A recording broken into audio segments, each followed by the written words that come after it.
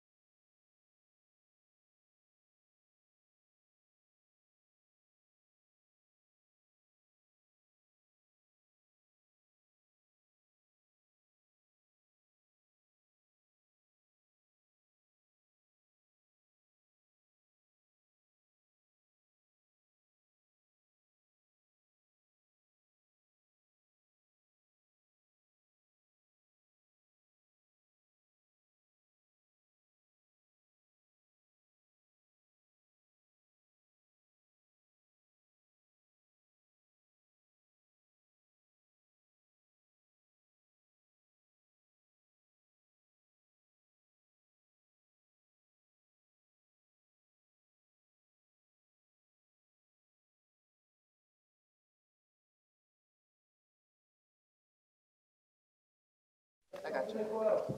Go ahead, you're ready, Joe. Quiet, please. We're starting the meeting.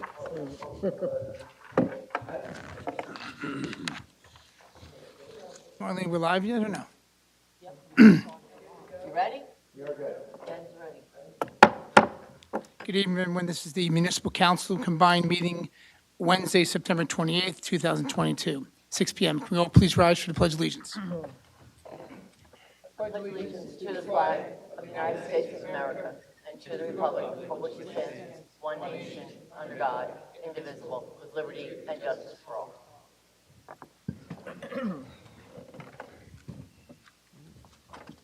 Madam Clerk, roll call.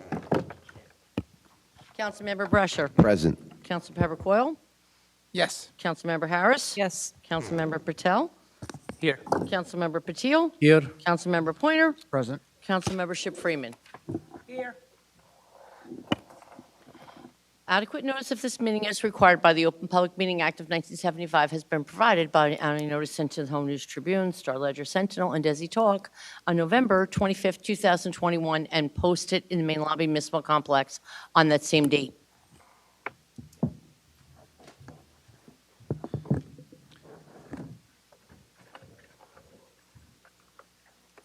Okay, council members, we're going to review the minutes. Any questions or comments for the minutes for work session meeting June 13th and the regular meeting on July 27th? Any questions or comments?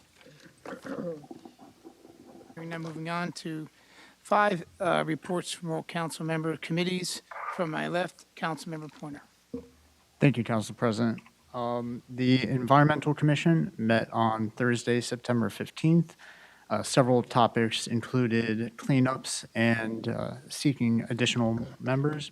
A couple of residents also came out, one being a high school student that provided a presentation on the risks of radon, and another that had come out in regards to some tree concerns in her area.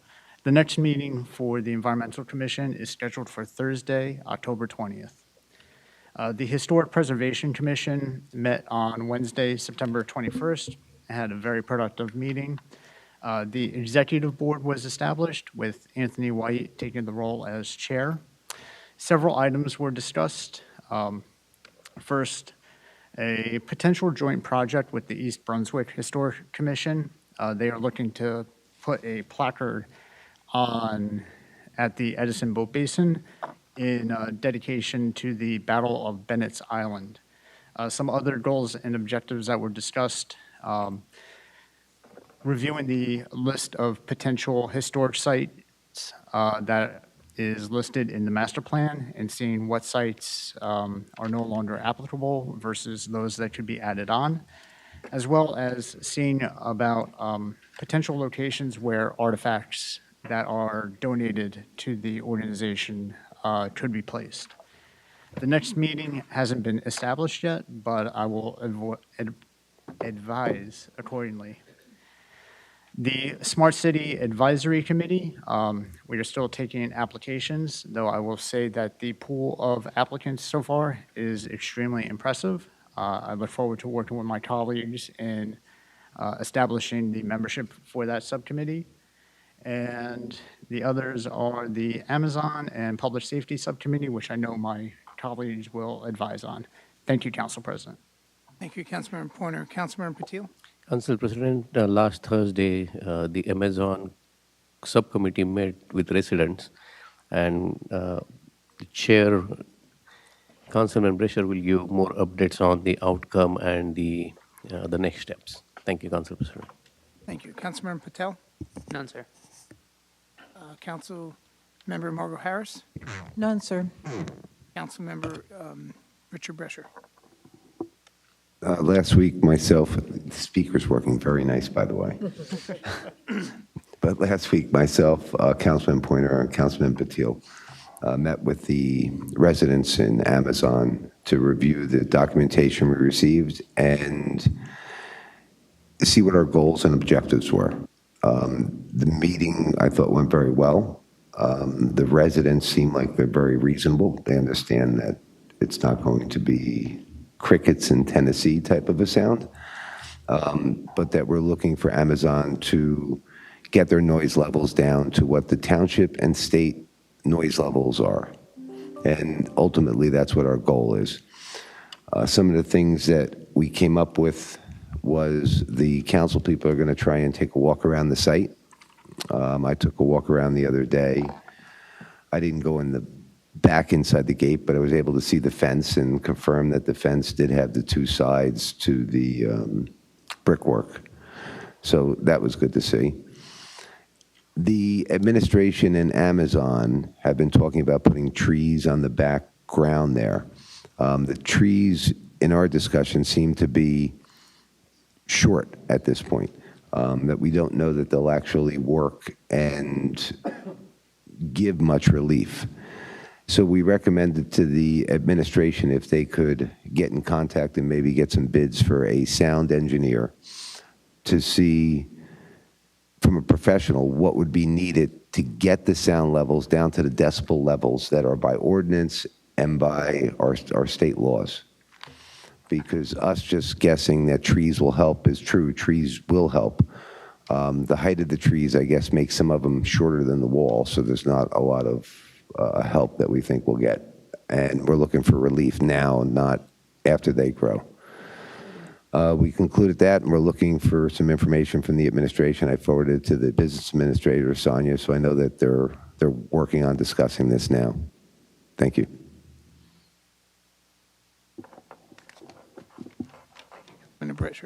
Thank you, Councilmember Brescher. Council Vice President George Ship Freeman. We had a public safety meeting, I think, was it last week, Councilman Pointer?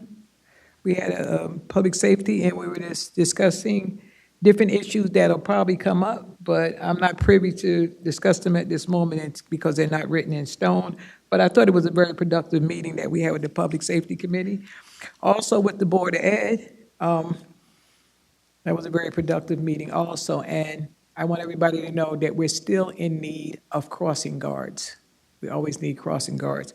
And then we also have issues with busing. People still don't seem to think there's enough busing, not for the regular students, not for that, for the prescription busing. Prescription busing is something different, so that you get, the parent gets to pay and you get there, but we just need more bus drivers. But most of this stuff is essential. And then they also discussed opening up one of the side streets, which the homeowners are not that happy with, because when they purchase their homes, they purchase them with the idea of that being, that end of that street just being a dead-end street.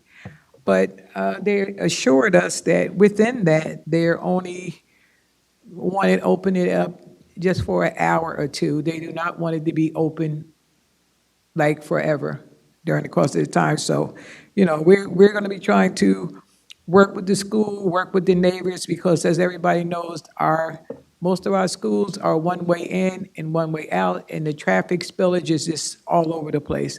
And as each person will tell you from their part of town, because of the overbill, and most people dropping their kids off at school, it creates a major problem. So other than that, with public safety and the Board of Ed, thank you. Thank you, Council Vice President Joyce Ship. Councilmember Morgan Harris. I thought you had something she had mentioned. Okay, for the committees I'm serving, the DPW committee, we're trying to get a meeting before the end of the month, and our beautification committee will set up meetings for November for 2023 plans. I have nothing further to discuss. We'll move on to number 7, which is from the business administrator. We have just letter A. Oh, we did points of light? Oh. All right. Thank you, Councilmember Harris. DeShara is on Saturday, October 1st at Lake Papiani at 4:30. The leaf bag distribution is in the lobby from September 26th through November 4th. The Middlesex County Flu Clinic will have the flu shots free to the public and Middlesex County residents. Proof of residency is required, 6 months of age and over that meet the eligibility requirements.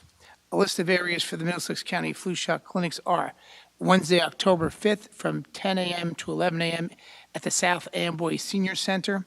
Friday, October 7th, 10 to 11 a.m. at the Monroe Senior Center. Tuesday, October 11th, 9 to 12 at the Highland Park Senior Center. Wednesday, October 12th, 9 to 12 p.m. at the Piscataway Senior Center. Thursday, October 13th at the Milltown Senior Center. Thursday, October 13th, 4 to 5:30 at the Carteret Community Center. Friday, October 14th, 10 to 11 at the Sayreville Senior Center. Friday, October 14th at the Old Bridge Senior Center, 1 to 3. Tuesday, October 18th, 12 to 1 at the Metuchen Senior Center. Wednesday, October 19th, 10 a.m. to 12 at the North Brunswick Senior Center. Thursday, October 20th, 1 p.m. to 3 p.m. at the Plainsboro Recreation Cultural Center. Tuesday, October 25th, 10 a.m. to 11 a.m. at the First Presbyterian Church of Metuchen. And Friday, October 28th, 1 to 2 at the New Brunswick Senior Center. Madam Clerk, is there anything else? Members of the council, any points of light? Yes, Council President.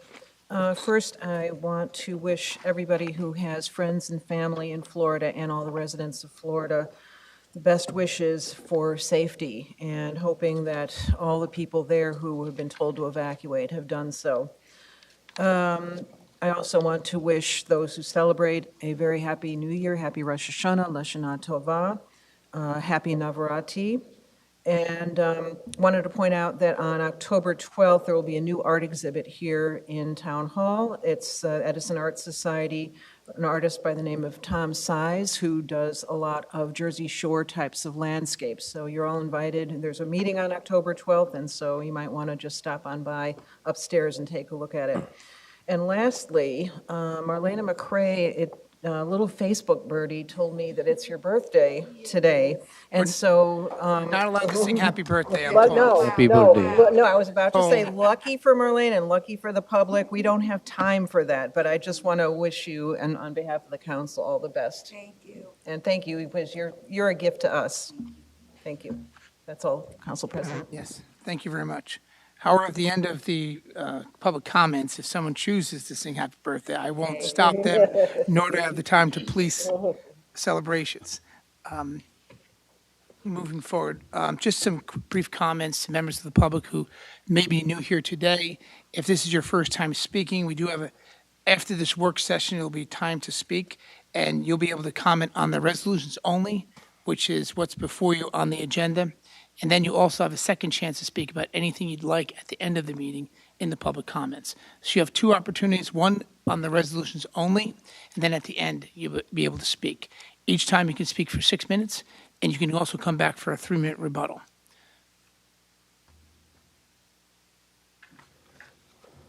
Moving forward, from the business administrator, council members, letter A, any questions or comments? Council President? Yes. To the business administrator. Oh, you know what? I got the wrong one. I'm sorry. I keep on thinking it's for you, but it's not. It's for finance. Yes, I don't. Any other council members for number 7, business administrator, letter A? Hearing none from the Department of Finance, A, B, C, and D. Any questions or comments from council members? Council President? Yes. That's the one I wanted. A, for disbursements, 604. We have $13,000 that we expended in tree planting, and I'm just wondering where we did those tree planting. What number is that? 604. What is the amendment, Mr. Brescher? We expended $13,442 on tree planting, and I'm just wondering where we planted these trees. I know, Councilmember Brescher, we did do replanting in front around the POW monument. I'm sure that's one spot. Sonia, do you have any answers now, or do you want to wait on that question? I'll have to wait on that question and get that back to you. Councilmember, before the end of the meeting, we can go to that question. Is that okay with you? That's fine, thank you. Any other questions or comments from Councilmember Brescher? That would be it. Okay, moving, any other council members? Oh, Councilmember Brescher, I was out the building the other day. I know the BA will get the information, but I noticed they were planting a lot of flowers out in front of this building. They were also planting flowers at the North Edison Library, right? Yeah. So I did see the flowers, but it said trees, and then I was just wondering where we planted the trees. Oh, the difference. Oh, Yeah. okay. Okay. Continuing, council members, number 9 from the Department of Law, A, B, and C. Any questions or comments from council members? Hearing none, moving. Yes, Council Councilmember President? Brescher, you have the floor. There's two items. A, Metuchen Catholic Charities, Senior Development, Urban Renewal. If the attorney can maybe explain this to me, it looks like they're going for like a refinancing or something. And my question is, if they're going for a refinance, why is this in front of the council? Is it our land? I would like to, if I could, just take your questions, and I will certainly respond to you. Okay, I just don't understand the reason why this comes in front of council. It looks like they're doing maybe some work there and they need to do some refinancing, but I don't know why it's up to us to approve. I'll take a look at that. And then with C, this is another cannabis license. We did approve one in the past, and I heard a lot from the public where they were asking me what qualifications the companies have, and are they vetted, and do we know that the owners are good citizens, they're not like convicted felons, and I don't know that we have jurisdiction over whether they were convicted 25 years ago or something like that. I don't know I don't know who these people are, but that's part of the problem, I guess, is we're giving out the licenses And I don't know that they're properly vetted, and then we might end up with a problem in the future. You know, I would really like to see some kind of application, because we haven't seen anything. They're just put here and said, hey, just approve these people for another cannabis license. So after the pushback I got for the first one, I don't feel comfortable unless we can vet these people, moving forward. I understand your question. The only thing I will add, though, is that the municipality is not the true licensing entity. The licensing entity will be the state, and the state has an extensive application process. This merely gives them the resolution of preference for the purposes of Edison. So it's a requirement of the license that they have this resolution, but it is not the only step. There is a much more exhaustive process for the state through the Cannabis Regulatory Commission. Right, and what I'm saying is, people here have seen what the state does with rules and regarding to education and other things, and they're very hot topics, and more than half the public does not agree with what the state does. Our job is to watch over people here in Edison, and if we need to make our laws stricter or we need to enforce them, and that's where I'm going with it. So I don't want to leave it up to the state to have our town turn into where we have people that are allowing loitering or whatever it is, and we can't get anything. So I'd like to see some kind of credentials on who the people are, not a JHAK retail, right? Who is that? What is the person's name? Is there a person behind this? Nobody knows. I'm sure somebody might know, but they're not shared with the council. So therefore, why would we move ahead with another retail thing? That's where I'm going with it. I understand. Thank you. Any other council members? Yes, Council Member Joyce Ship Freeman. I tend to agree with Councilman Brescher on this. If you know, I was the sole person that, abstained last time because I always said I just need more information. I don't have a problem with it. I don't have a problem with the cannabis, even though I do have a problem with most of the people who got locked up that cannot receive their money now, from those cases that are now, people are making millions again off of those same people. And that's the only reason why I need to see, the people behind it. I need to see that some of the minority people and the different people that were affected by this seek some type of restitution or be able to gain something back for their time spent in prison. That's my problem with the whole cannabis issue. Council President? Yes, Councilmember Patil. And I agree with my council colleagues. Is there a way that we can probably defer this for the next meeting once we have more details on who the applicant is, their history, etc.? Again, just knowing the company, I tried Googling out. It's not from Edison, though. So I have no idea, who we are giving this license. And also understand our attorney's position that, there are several steps, but we are the gatekeepers in the entire process. If we don't do our due diligence, it can go in a different direction. Thank you, Council President. Thank you, Councilmember Patil. Any other questions or comments from council members? Again, Council President, just I want to add, I have no problem supporting it, just that I don't have the information. That's the reason. Not a problem. Number 10, from the Department of Planning and Engineering, letter A. Any questions or comments? Hearing none, moving to 11 from the Department of Public Works, A, B, C, D, and E. Any questions or comments? Council President? Yes.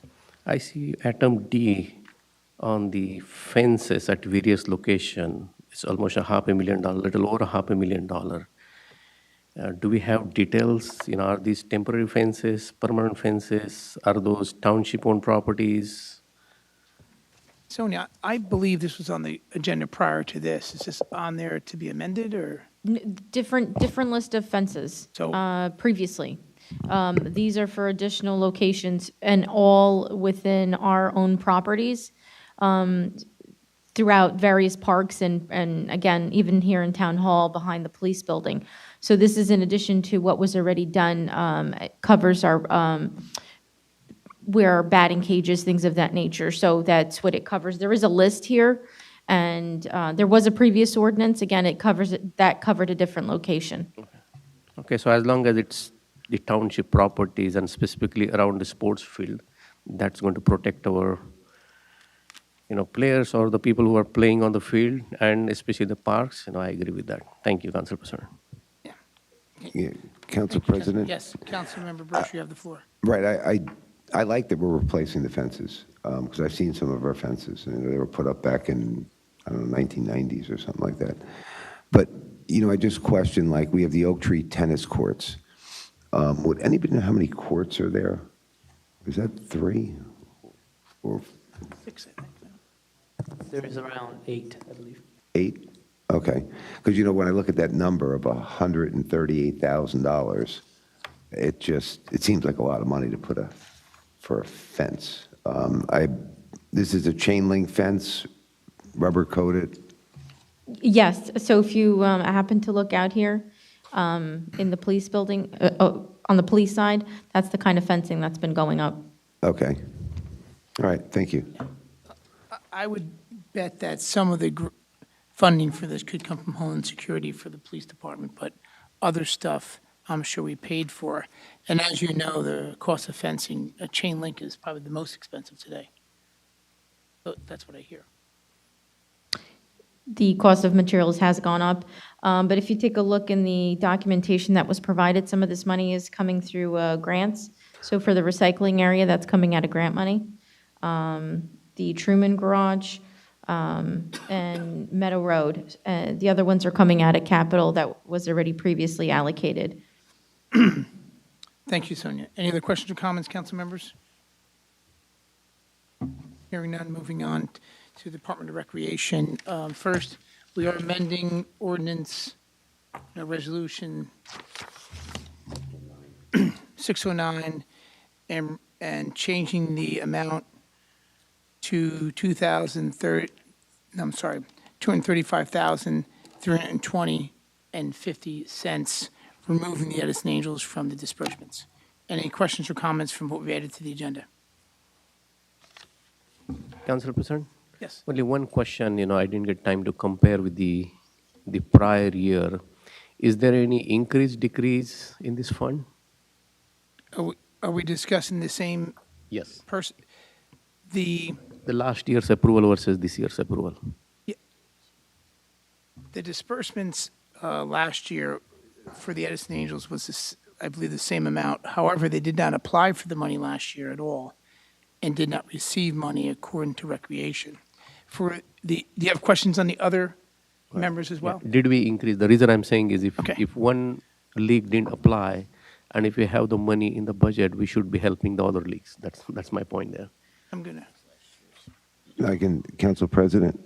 I can give you that. I can give you a variation answer shortly, but I do have the list here. I'll pass it to you. But I don't have year over year. Do we? Okay, that's me. Can you?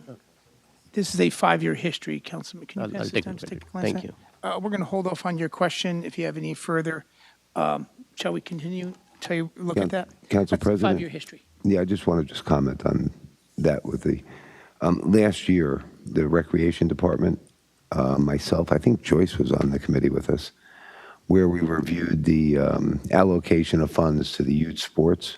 Yes. And they put together like a matrix based upon how many fields they have to maintain and how many students are in each organization.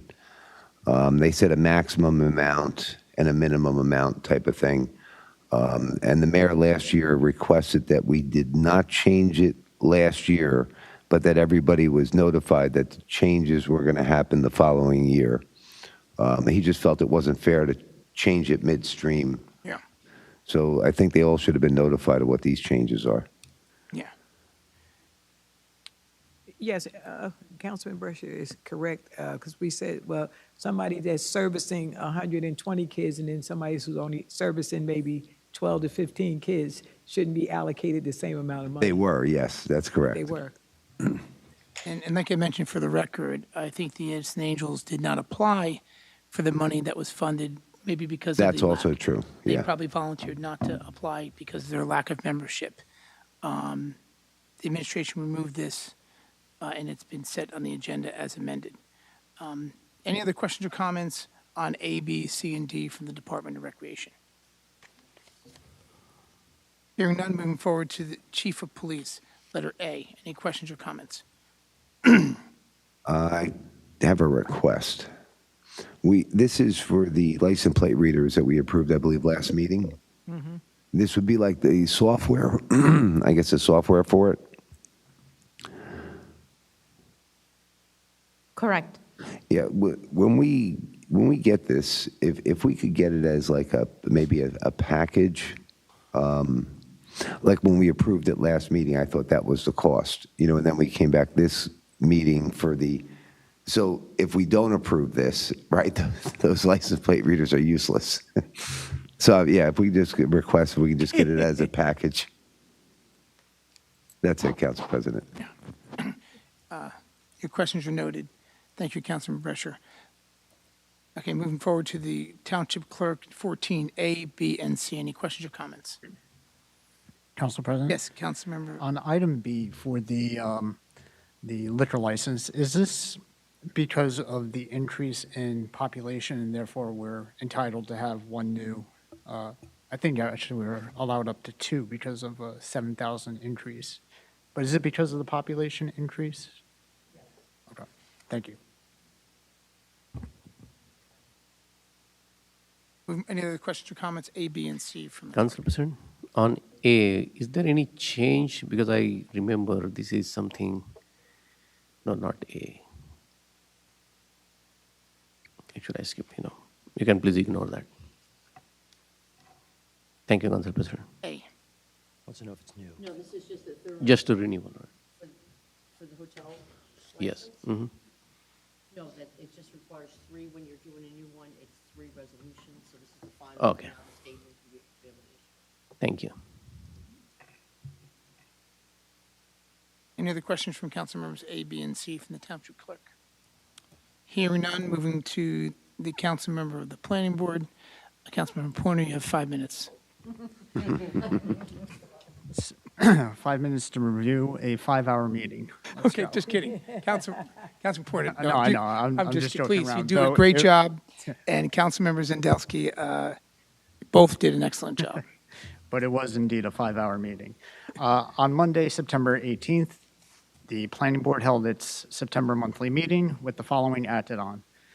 First, the board heard a presentation by Bignell Planning regarding a preliminary redevelopment investigation regarding several properties this council recommended in Resolution R-122 to see if any met the guidelines as areas in need of redevelopment condemnation.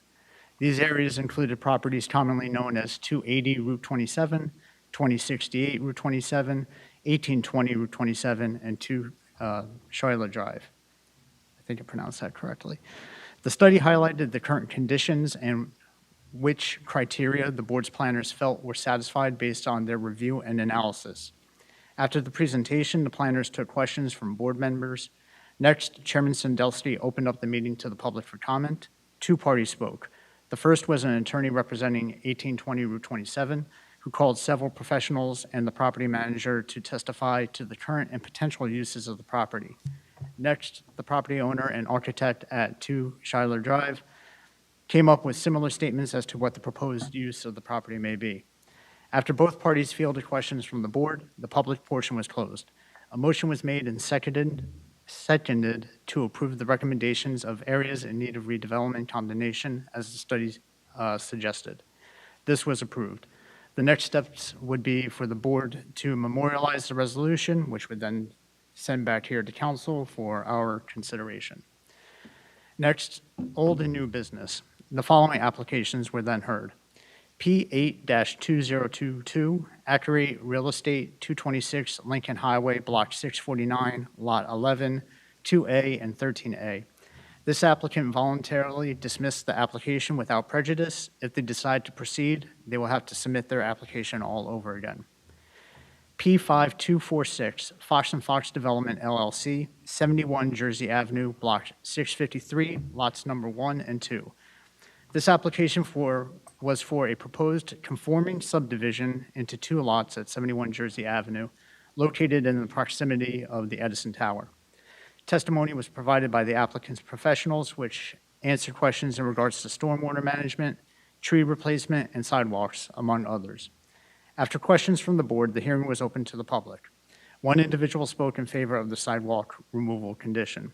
With no one else wishing to speak, the board closed the public portion, and a motion was made to approve the application, subject to the following: adherence, acceptance, and implementation of all recommendations and suggestions as made by the planner and engineer report, drainage recommendation to redirect water into the catch basin, and even though no sidewalks would be installed, curbs would be installed. This application was unanimously approved. Any changes to the application would cause the applicant to have to come back to the board for approval. P5247, Center Hector LLC, 3 Center Street, Block 162, Lot 4.01. The property currently contains one lot consisting of a total 50,990 square foot lot, which contains a single-family dwelling fronting on the east side of Center Street. The applicant sought to subdivide the property into 5 building lots, with the existing building being demolished. 2 new lots were proposed on Center Street and 3 lots on Hector Avenue. All 5 proposed shall contain a new single-family dwelling.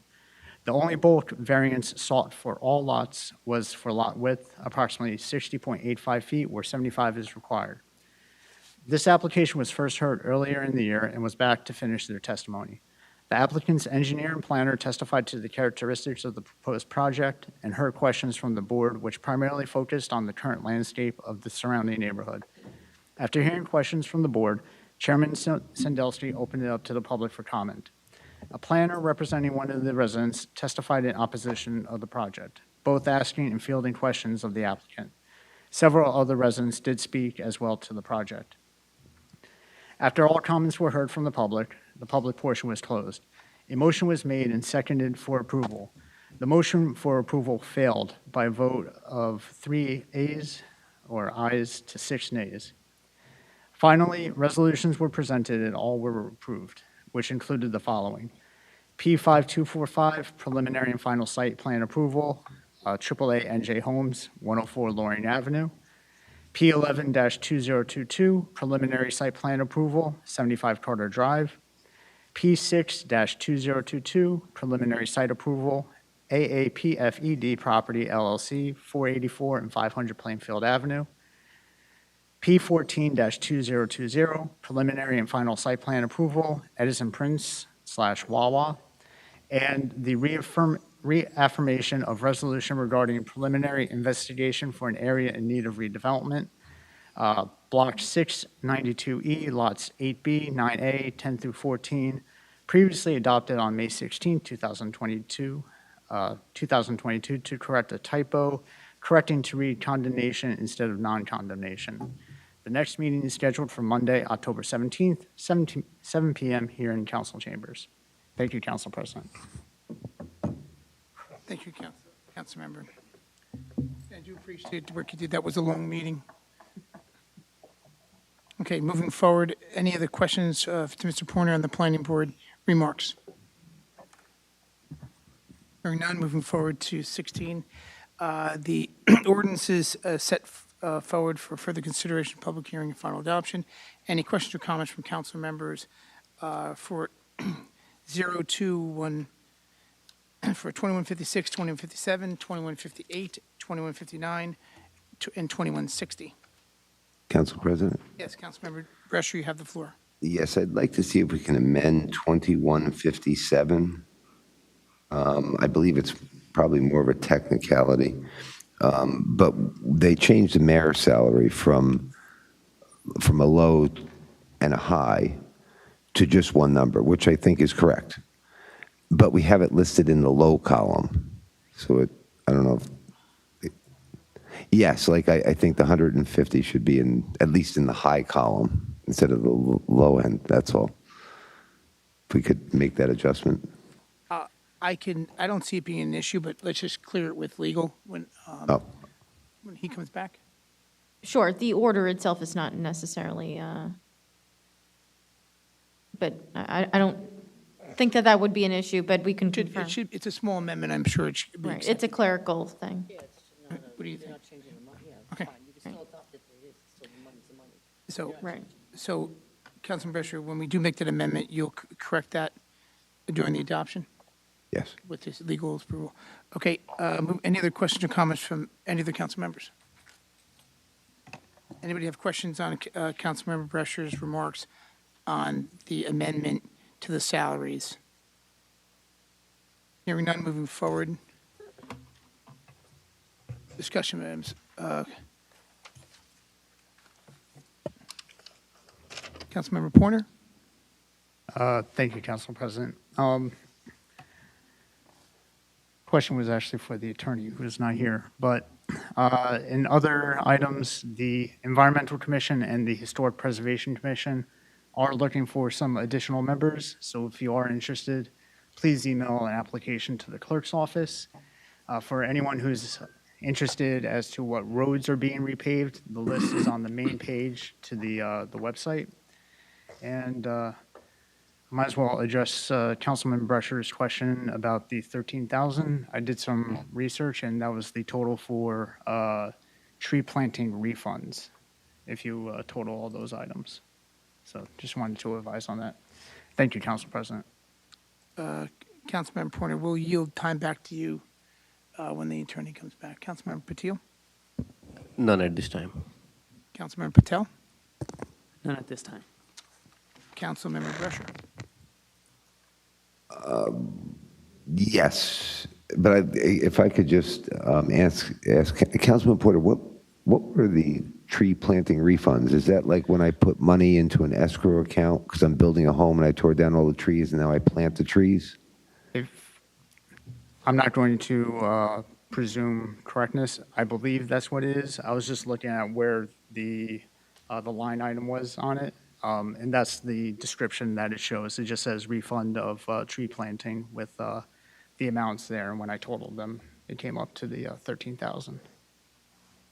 Okay, yeah, I mean, I just want to know where the trees or we spent the money. Based on the names that I see, I believe it is from the escrow accounts from previous, like last month's meeting. Though I prefer to double check before giving complete affirmatives.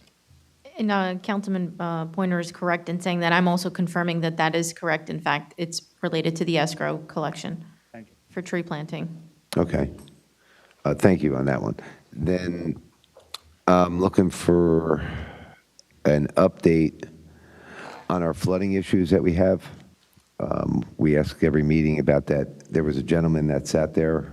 I came to a meeting, our new engineer. Then we don't see him anymore, but where he is with the flooding of the multiple areas in Edison. That's a continued project that we're working on. I know there were mention of specific areas, and they are being worked on through our previous engineers that were here. There's a report that needs to be developed, and that's being discussed and worked on as we speak. Okay, then another question, and this would be with the same engineer.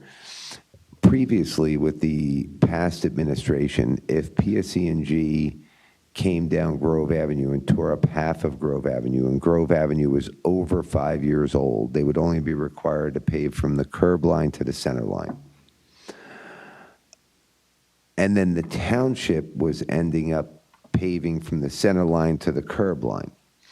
And the engineer would work with PSE&G, and some places PSE&G would do the whole road, and in other places the township would do like the whole road. But at that point then we were doing whole roads. In fact, I'd like to ask Council President if we can have somebody look into when we tear up like this much of our roads that we pave the whole road curb to curb and see where we are with other townships. At the time, Edison Township did a curb to center line, feeling that the additional cost would be borne on the taxpayers anyway, because your utility companies are just going to figure that into your rates. And while that is true, I think other towns require them to do curb to curb, like I think Metuchen does. So if they are doing that, then me as a PSE&G customer in Edison, I'm paying the Metuchen rate. They're doing it. They set their standard for the entire area. So I would just like to make sure that we're uniformed in our ordinance of how we repave with the other towns in Middlesex County, if we could. And that would be it, Council President. Thank you. Madam Clerk, make sure that his comments are recorded. Councilman Brescher, I did have a discussion with PSC&G to look into that, and I'll continue with the administration to find out through engineering what we did the prior years. We did have some type of agreement, and I also spoke to Commissioner Tamara about that, and I believe we had an understanding that whatever the difference of cost was, we'd be either shared or burden on the utility to just continue the road paving, because while they're there, it just makes sense to pave the entire street. But then an entire street can be a very long street, depending on what they're doing. So, but we'll get that answer to you. Any other, okay, council member, next on this right here. Councilmember Harris, I'm sorry. Not at this time, sir. Thank you. Nothing? Oh, thank you. Council Vice President George Ship Freeman. Well, I would like to wish a happy belated birthday to our Chief of Staff, Bob Deal, whose birthday was yesterday. I don't know why so many people are born in this month and the next month. A belated happy anniversary to Councilman John Pointer. And I'd like to recognize Hispanic Heritage Month again by explaining to that they desperately need help. A Hurricane Fiona hit Puerto Rico on Sunday, September 18th, causing power outages, major flooding, significant infrastructure damage to the island. Hurricane Fiona brought heavy winds, rainfalls of more than 20 inches to Puerto Rico, leaving hundreds and thousands of people without power, running water after the storm. I am, the person is sending this email to let me know, is there anything that our township can do to help them with relief? And I'm telling people that with Puerto Rico, they're still with this trying to get themselves together after the last hit. I think it was in like 21. It was like last year or earlier. No, not, I mean, earlier than last year. But they were working through that. And I felt that I should mention that, not just because it was Hispanic Heritage Month, but I just think that we should all, do things, to help each other. But if anybody would like to, or if people from the council and stuff would like to do something in Perth Amboy at 1 Olive Street, off of Market Street in Perth Amboy, Helvin Kaba, who is the mayor there, will be accepting things for the Puerto Rican Association. And also, I would like to thank the BAPS charity for recognizing me, Dr. Nicole from Benjamin Franklin, and Shivi Prasad Makador for a women's program for women doing stuff within the community. We were recognized on Sunday, and I'd like to thank them very much for recognizing us. And I also want to make sure people know, because we had a POW MIA recognition, and that's very important that we recognize the people who have never been laid to rest because of their service and stuff. And we're still, a lot of people go home and they have that empty plate and they don't know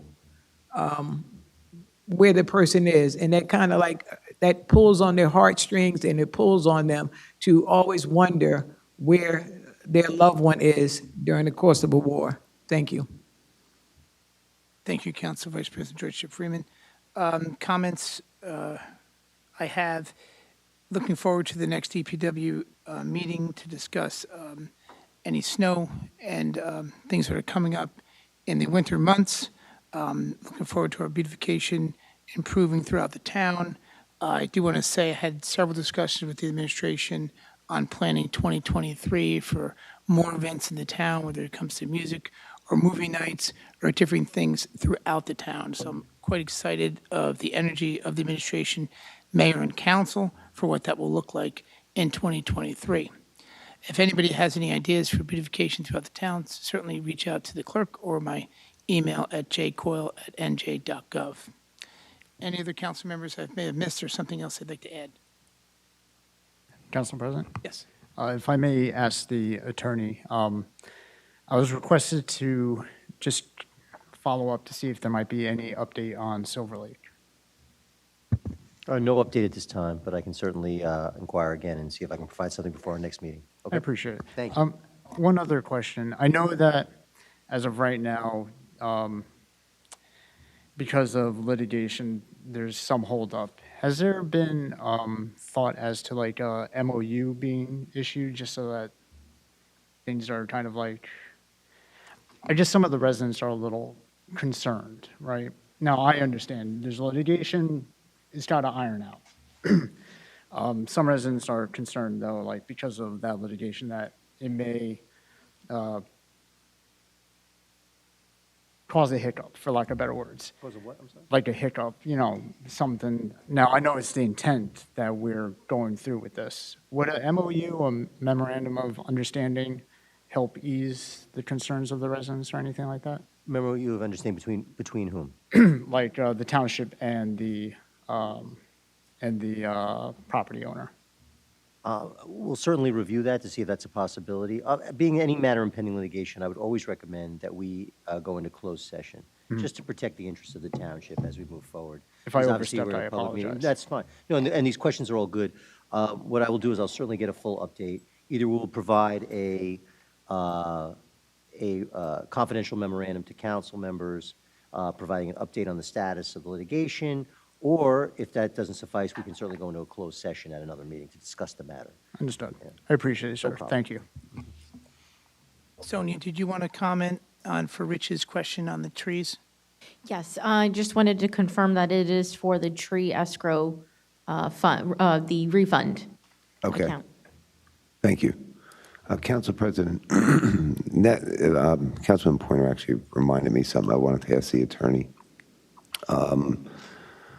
When I was on the Board of Education and with the past administration, they would provide me a list of potential litigation that we have within the township and statuses, because certain things concern us, right? It's funding. So we did receive that. And I'm wondering if I can get a list of that from you.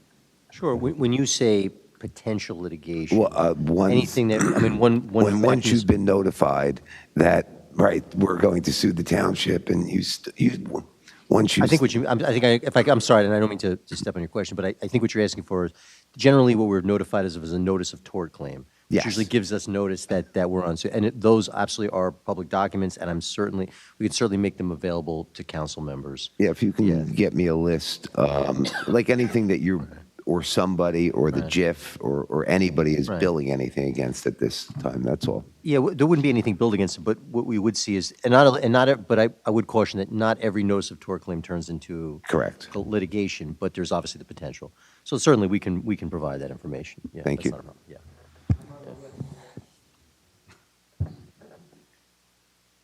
Anything else, council members? I just want to announce that at the Chamber of Commerce, we do have several interns that applied at the Chamber, more than 16, and one was referred by Rich Brescher, who's actually still working for us. And it did work. I didn't tell you that, but he's still working for us. But as part of the program at the internship, we require any intern to attend 2 council meetings, 2 zoning board meetings, and 2 planning board meetings to get an understanding of how the process works here. So I just want to let people know Sammy is in the audience here, and he is an Edison High School student. So, thank you for being here. No, we're just telling you, we're not going to give you time to speak. But you can speak. We're not going to let you speak. Just kidding. Any member's allowed to speak at the public portion. I couldn't stop you. But you may not have a job on Monday. Just kidding. I'm kidding. And we do appreciate those who apply. And if any other council members have an interest in guiding an intern, whether through the chamber or someone who has an interest, the biggest challenge I think we find is finding them work to do and finding the person who can have oversight with that particular student. A lot of them will show up and commit to the hours each week and on Saturdays, but it's really finding the work for them to do. And I'm proud those who come through in the internship program and how it's improved. So it can always use help, and if everybody has an interest in volunteering more hours or being on more committees, but certainly reach out. I can appreciate that. And we do have former council member is here just now, Anthony Massaro. Thank you for coming. Okay, now we can start. Moving forward, members of the public, this is the end of our work session for those who are here for their first time. We're going to begin the actual meeting. In most cases, we have a meeting on a Monday, which is the work session, and on Wednesday, we have the regular meeting. So half this discussion would have been on a Monday, and then Wednesday, we'd have this next part of the meeting. Due to the holidays, we've combined these meetings to have them both together. So we'll begin our regular meeting right now, okay? Council members, 18, we have our approval of the minutes. Can I have a motion to approve the work session meeting June 13th and the regular meeting June 27th? Motion to approve? Councilmember Harris, can I have a second? Second for the minutes. Second. Second, Councilmember Patel. All in favor, say aye. Aye. Any nays?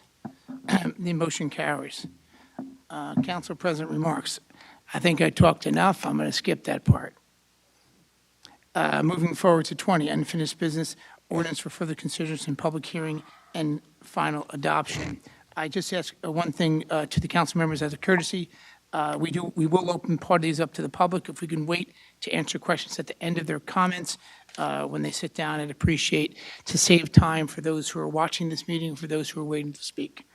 Madam Clerk, read ordinance. Ordinance established the not-to-exceed salary for the municipal council members. Okay. I'd like to open this up to the public, please. Any members of the public who'd like to speak?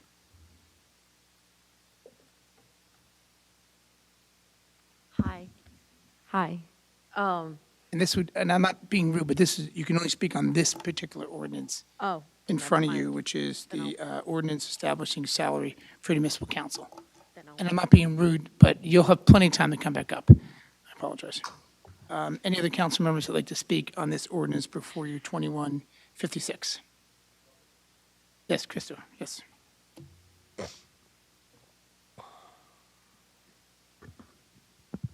Thank you. Am I recognized? Yes, your name and address, please. Crystal Edison, New Jersey. Am I recognized? You recognize you have the floor. Thank you.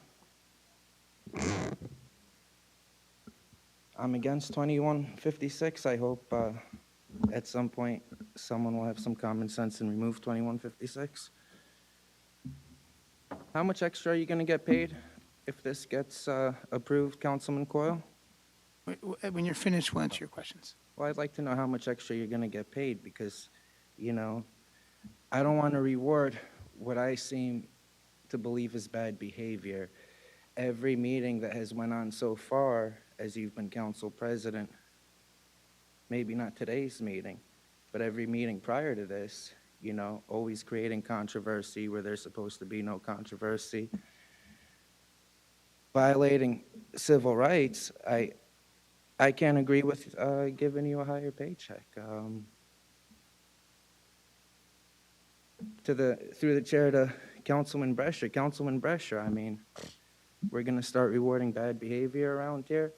He hasn't even acknowledged yet why it's not okay to have police around people as they're making their public comments and they're doing nothing wrong, making no disturbance, doing nothing wrong. Not cursing, even though we're allowed to curse, just speaking our minds. I certainly haven't received an apology. Councilman Joe Coyle, would you like to apologize for past civil rights violations against me and possibly others as well? Maybe even employees. Would you like to apologize? No? So I want to know who other than the council president, whether it's the council vice president, I like you outside of here, but inside of here, I do not want to give you a raise. You know, I'll party with you outside, but I don't want to, again, reward what I seem to think is bad behavior. How much time do I have left, Marlena? 3 minutes? That's 3 minutes, Councilman Quell, that you have to think over your past actions. Would you like to apologize within the next 3 minutes? Regarding bad behavior, we didn't have cops sitting here today, and we were doing so well. I just don't understand why 1 hour later, cops need to come in the meeting.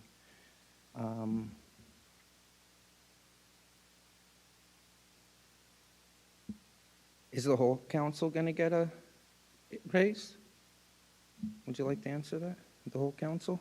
At the end of your comments, when you sit down, we'll answer your questions. Me Thank you. personally, I'd only give the raise to Councilman Brescher. I wouldn't even consider any one of you.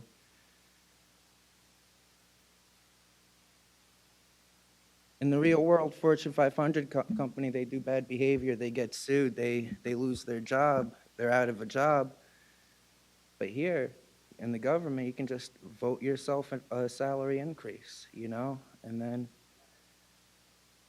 I'm just very against that. Council Vice President Joyce Shipp, I know you're going to be one of the ones getting a salary. Would you like to apologize for past civil rights violations committed against members of the public? And maybe members of the public will entertain you guys wanting to give yourselves a raise and a pat on the back? Would you? No? How much time do I have left, Marlena? I'm giving them, Councilman Coyle, 2 minutes to recognize the fault of past behaviors. Maybe common sense and logic might kick in, human decency might kick in, and we can have an apology. Maybe if, you know, we could see some remorse, us as members of the public, that things might change in the future. Maybe I wouldn't feel so bad about this salary increase. Is the mayor getting a salary increase? At the end, we'll answer your questions at the end when you sit down. You never answer my questions at the end. Have you considered apologizing, Councilman Coyle, Council Vice President Shipp-Freeman? Apology? Would anyone up Stick there? to the ordinance. Would the rest of the council members like to apologize to members of the The public? ordinance has nothing to do with what you're discussing. It is, because if you apologize, I might consider support. Does it? If he's telling me now, lawyer, I'll go back to the original. The lawyer hasn't interrupted me, so I seem to think I'm on the right road. Thank you, lawyer, for respecting my rights. How much time do I have left? 1 minute. Council Vice President, I'm going to ask you one last time. Would you like to apologize for past civil rights violations so this way I could consider not being against you giving yourself a pay raise? I like you as a person. I just don't like you as council president. I think the past year you've been very unfair to me. You've created controversy to surround me when no controversy should exist. And quite frankly, at one meeting, I was physically threatened just for coming up here to speak, not by you, but having the cops around me. That's intimidating. That's intimidating members of the public not to come up here and do their constitutionally protected activity. That's a federal crime. Christo, you got to stick to the ordinance, man. To the ordinance? Yeah. Okay. Because of that and for that very reason, I don't support. Thank you, Crystal. Madam Clerk, could you answer his first question, please? The council president's salary will be $18,500 and councilperson's salary $17,500. Thank you, Madam Clerk. And also, it's for the entire council. Madam Clerk, the question for the mayor's salary, do you have an answer for him? That's not in this Okay, it's not in this one. We'll answer that question at the net. You'll be able to come up for that one. Christo. Moving forward. Council President? Yes. Yes, I'd like to, yes. We didn't get to council comments yet. Oh, well, you We're said gonna- that we, Close public comment, We're then going we to close would. public comment right now, and then you're going to speak right after that. not about the next one, about this one. No, about this Crystal- one. First, Yeah, we legally have to close public comment, then council comment comes Oh, on this. Just give me okay. just 90 seconds here. Okay, I have a motion to close. Anybody else from the public would like to speak on this ordinance 2156? Any other, I see nothing, no members of the public. Can I have a motion to close the public portion? Motion to close the public portion. Councilmember Patil. Second. Can I have a second? Councilmember Harris, all in favor, say aye. Aye. Any nays? Motion carries to close the public portion. Can I have a motion to adopt? Motion to adopt, or what is? Can I have a second? Second. Second. And council comments, Mr. Brescher. Yes, I was asked whether, I guess I thought we deserve raises, or the council president deserves a raise. Overall, I am against the council president receiving any more money than any other council person. Anybody up here on this dais, I think almost everybody, would take the opportunity to be council president for no extra money. So, the way that I look at it is if there are volunteers that are willing to take the position at no extra money, then it's probably the direction we should go. It shouldn't be a benefit for a position that's sought. That's just my opinion. Thank you, Council President. And to your comments, Mr. Bresci, as you know, it rotates. It's the luck of the draw who's council president. It's not every year the same person gets it. Usually it's a different person. Well, it depends who the puppet master picks. Yes. Madam Clerk, make sure the council members' comments are recorded in the minutes. Council President? Thank you. Yes, Councilmember Patil. Being a former council president, I can tell you that council president does carry a lot extra effort and the work in terms of the coordination, working with mayor's office, working with several departments, working with council colleagues to answer their questions. And we are talking about additional $1,000. I think it's worth to give that additional $1,000 to council president. Again, this is my personal opinion. Because the sheer amount of work that is involved on top of being a council person, it goes above and beyond. Thank you, Council. Thank you, Councilmember Patil. Any other council members for comments? And none of that part of that extra time is ever with Mr. Brescher. I'm on the phone with him just for at least 5 or 10 minutes, never 5 hours. I'm kidding. We have great discussions, and I do appreciate him being a member of this council. Madam Clerk, roll call. Councilmember Brescher. Yes. Councilmember Harris. Yes. Councilmember Patel. Yes. Councilmember Patil. No. Councilmember Pointer. Yes. Councilmember Ship Freeman. Yes. Council President Coyle. Yes. Thank you, council members. 2157, Madam Clerk, read ordinance. Ordinance establishing the not-to-exceed salaries of certain officers, department heads, and employees of the township. We'll open this up to the public, 2157. Again, it's just for this ordinance. Any members of the public who'd like to speak? Mr. Christo, please come up. Thank you for recognizing me. This is Mr. Cristo. May I continue? Am I recognized? Yes, you're recognized. Okay. I'm against the mayor. I'm against you guys giving the mayor a salary increase for a number of reasons. He promised his first 90 days that we'd have a master plan. We're well beyond the 90 days. He promised he would give us the ward system. He has taken that away the moment he assumed control of the town council.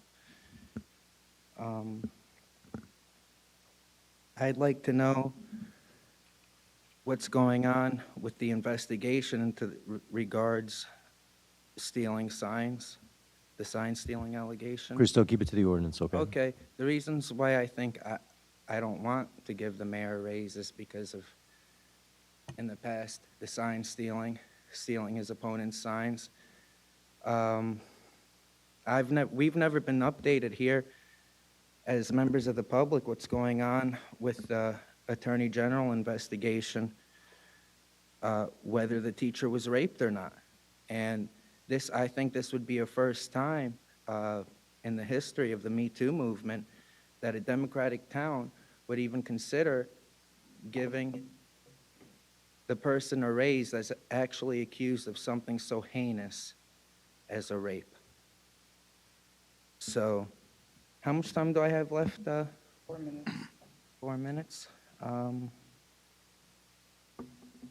This goes to what I was saying earlier, rewarding the bad behavior. In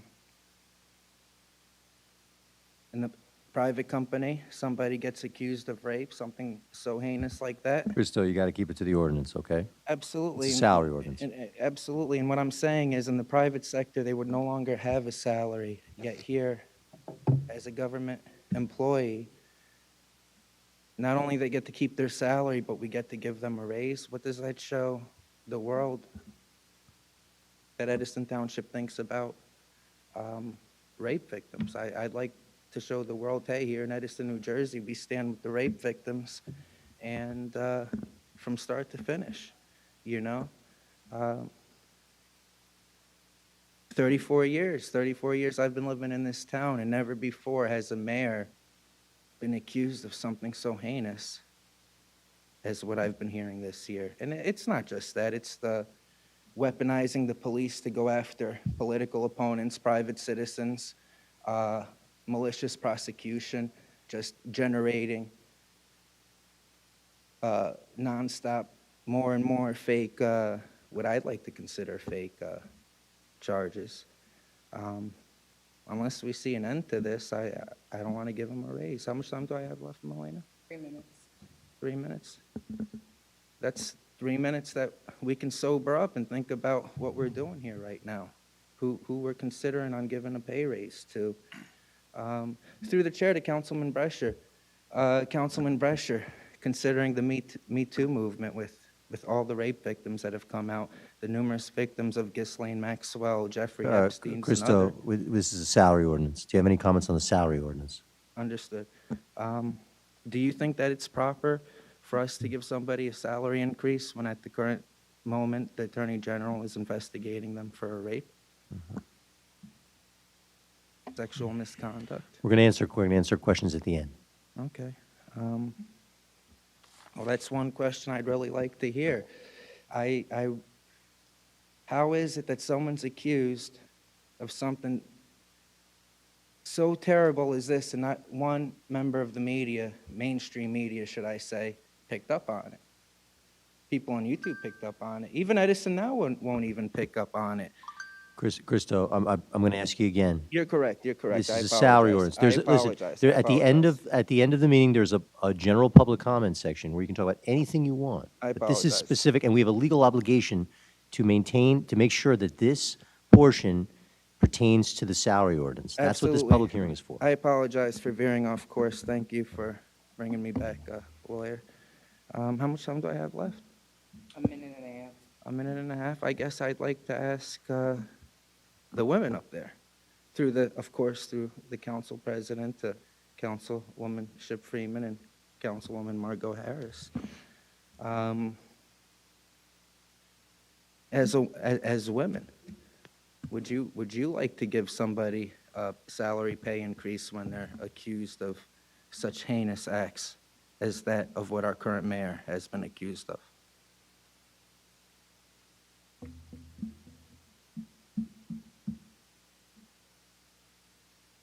How much time do I have left? I'd like to say that your Mr. side. Christo, would you like to yield your time No, to I'd like those who to, are I listening? would like to continue and say that their silence speaks volumes. These are women, these are Democratic women, that when the time comes to stand with the victims, they all of a sudden forgot that a Me Too movement existed. Republicans never yield. I just chose to sit down. Thank you, Mr. Christo. Any comments from council members? No, you have to close public comment. Okay, any other members of the public? Yes, this is, before you stand up, this is just on the mayor's salary ordinance 2157. Just want to make sure you clarify why you're getting up. Mr. Mayor? It's only comments on that, On the this salary, ordinance, for the yeah. salary Yeah, ordinance just the for all mayor. department heads and the mayor, yes. Ellen Arthur, Edison, New Jersey. I just have a question. The increments, are they based on performances? Or is this just an across-the-board increase for all department heads? Because there are several department heads that exist presently that personally I don't feel are deserving of increments. That's just mine. Yeah, when we close public comment, we'll answer your question. Okay. Any other members of the public who'd like to speak on this ordinance? Seeing none, can I have a motion for the council members to close the public portion? Motion to close? Councilmember Harris, can I have a second? Second. Second by Councilmember Patel. Doesn't matter. All in favor, say aye. Aye. Aye. Any nays? Motion carries to close the public portion. Can I have a motion to adopt? Motion to adopt? Councilman Harris, can I have a second, please? Second. Any council comments? Council President? You starting Who down went that first? end? I think someone went No. first. Oh, well, Council Council- Vice President, you have the yes. floor. Whether it would be Mayor Sam Joshi or another mayor, I believe when you have a mayor that's full-time, that's putting in that many hours, you have to show up when there's a flood or something, you, around the clock. So you have to be really engaged at this time in this community. So to me, I said 150, but myself, I said if I was the mayor, I'd be 175 because this is a large town. And it's a lot of ground to cover. So, you know, that's just my personal feeling if you're going to be the mayor of Edison. Thank you. Thank you. Thank you, Council Vice President. Any other council members for comments? Council President? Mr. Brescher, yes. Right, I heard what the residents were asking, and I want to say that all these salaries aren't about a person. So the salaries aren't for Mayor Sam Joshi per se, or the current business administrator. They're set as ranges by the council. At what point then the mayor can determine the other salaries, whether he feels that people are entitled to raises or they're not. But unless we pay people a fair wage, and I've said this before many times, the past business administrator was grossly underpaid in my mind for the amount of work and the size of this town for what she received. To me, it was, just not fair. We pay a lot of positions that have men in this town, and they're at the higher ranges of things, where a lot of the positions that are run, that we have women in, are not held at the higher end of the ranges. They're held at the lower end of the ranges. So, in this ordinance, I see some of that as being corrected. Do I like everything the mayor is doing? Absolutely not. I think the mayor isn't doing a fantastic job for us. I think he could do a better job.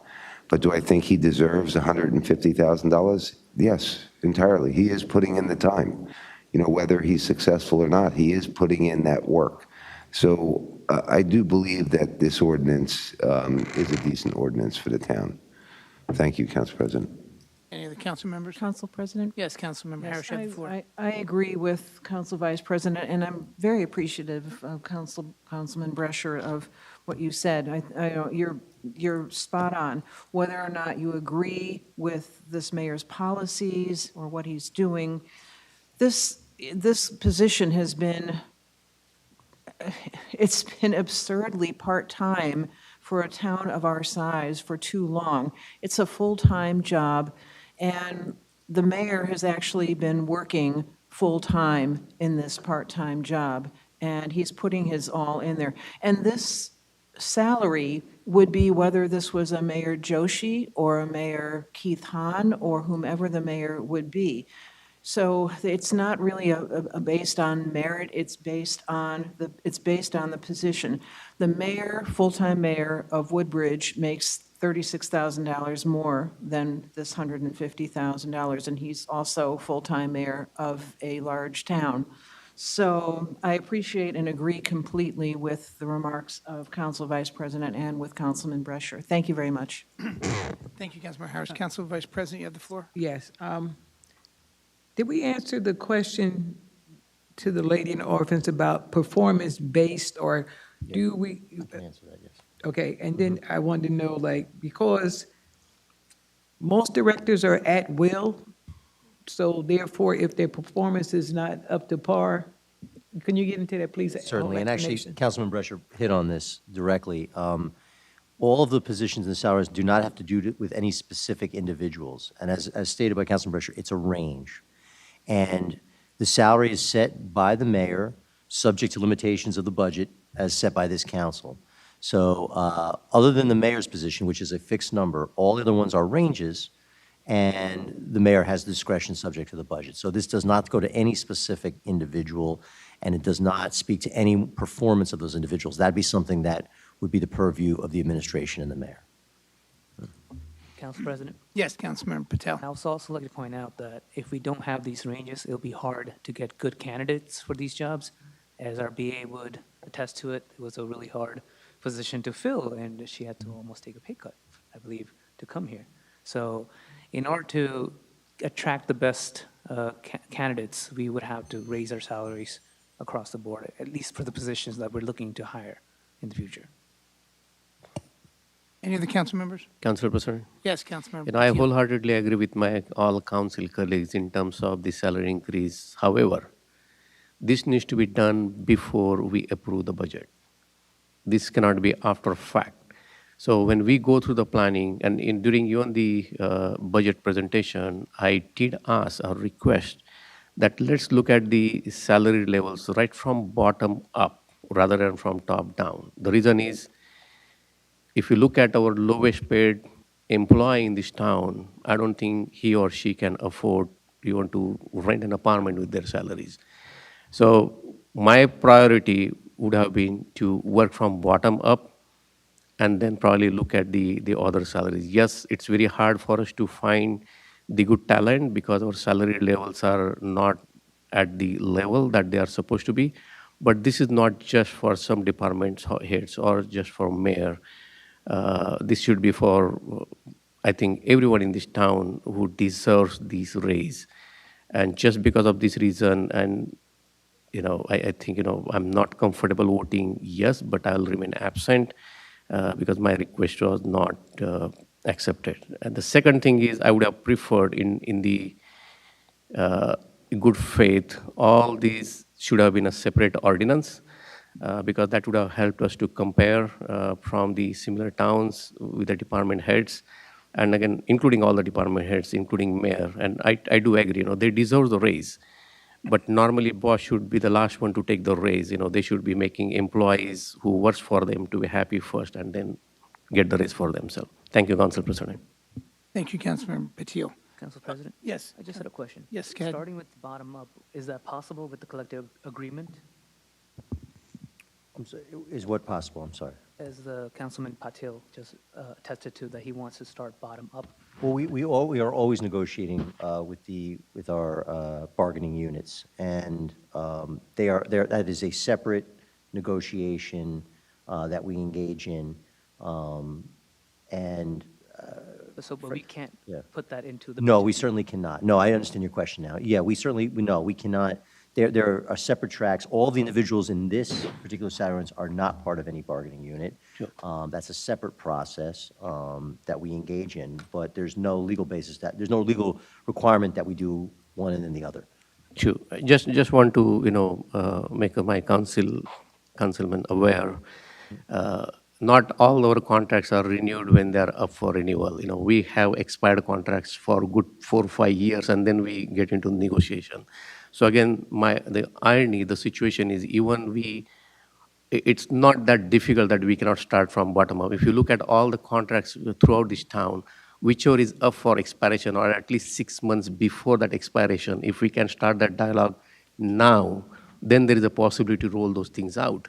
We can't wait, and that does help the budget, and that's where I said, this should have happened way before the budget is approved, right? Now, I kind of feel that this money was included in the budget, and we are mere doing the formality of approving it. Thank you, Council President. Thank you, Councilmember Patil. Any other council members? I was just going to say something about the union wages. Okay. With the, I just want to. they get help. Let them know the distinguish between the difference, because at will Move on, worker, please. at will, I can fire you tomorrow. Okay, But I'll if you're a cover it. union worker, you get benefits and stuff to go with it. So you guys can know the difference. Even though that salary is high, I can cut you off tomorrow for that 100,000, but I can't cut you off for that, even though I agree with them to raise up. But that has to do with their bargaining units, not with us. Yeah. Thank you. In closing, as council president, I would agree with council members and Councilman Brescher on the increase for the mayor's salary. I also think it's an opportunity for those who have an interest to seek office in the future can balance that risk. And for decades, it was set at a very low salary. In fact, the only people who could be attracted to this were those who had a talented position someplace else and had more resilience and a recession-proof job to take that risk. So when you fall into wanting to be a candidate for government as an elected official, it comes with several consequences that most people don't want to get involved in. And please note that these are just 4-year positions. And after 4 years, you could be here or gone. Versus other union positions, it's a more stable position. There's collective bargaining, you have benefits, and you can't just be fired at will like other positions.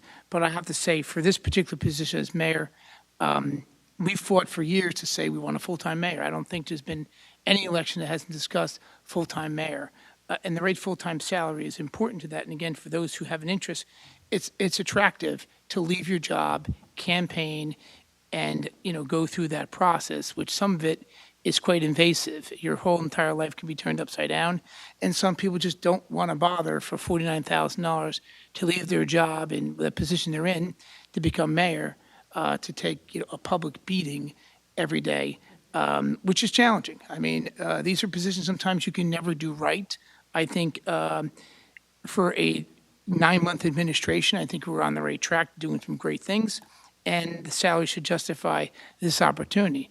But make no mistake, in 4 years, I can guarantee you, other people will probably enter this arena to sacrifice the opportunity of the job they have before them to be mayor. And so be it. Let that opportunity be there, whether that person's a graduate from high school, college, or someone who's retired that wants to have this position. So I'm for it, and I also just want to share the amount of events alone. It's 200-plus events a year you have to attend, not including managing hundreds of employees, dozens of different contracts, and dozens of departments, and most of all, being the final say of public safety, and for the residents who have, you're putting before you to protect. Not an easy job, but for those who are out there, it's now $150,000, and in 4 years, this position's available for those who have an interest. It will attract more people, and I think that's a good thing, and it's a good start. And we talked about this for too long. I mean, I think I've been involved for over 25 plus years, and we've always talked about full-time mayor, and it hasn't happened. Today it is, and I think Mayor Sam Joshi is certainly putting the time in. Madam Clerk. Council President, just want to make one remark. Last year, this council did approve the salary increase for the mayor. The former mayor vetoed, that's a different story, but not that this was discussed multiple times, and this council really agreed last year, let's give the raise before the new person takes an office. But again, unfortunately, that was didn't vote. vetoed. That was vetoed, yeah. Yeah, thank you for bringing that up. Madam Clerk, where were we? We have a roll call.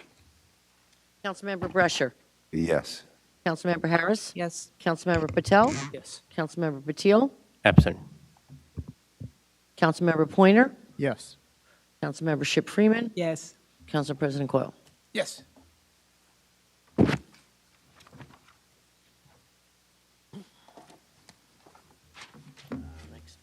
Ordinance 2158, clerk read ordinance. An ordinance amending Chapter 39 Land Use subsection 39-12.23 Schedule of Escrow Deposit Fees of the Code of the Township. I'd like to open this up to the public for any comments on these amended Chapter 39 land use subsection only. Any comments from the public? Seeing no comments, could I have a motion to close the public portion? Motion to close the public portion. Can I have a second? Second. All in favor, say aye. Aye. Any nays? The motion carries to close the public portion on this ordinance. Can I have a motion to adopt? Motion to adopt. Councilman Patil. Can I have a second? Second. Second by Councilmember Patel. Pointer. Any council comments? Hearing none, Madam Clerk, roll call. Councilmember Brescher. Yes. Councilmember Harris. Yes. Councilmember Patel. Yes. Councilmember Patil. Yes. Councilmember Pointer. Yes. Councilmember Ship Freeman. Council President Coyle. Yes.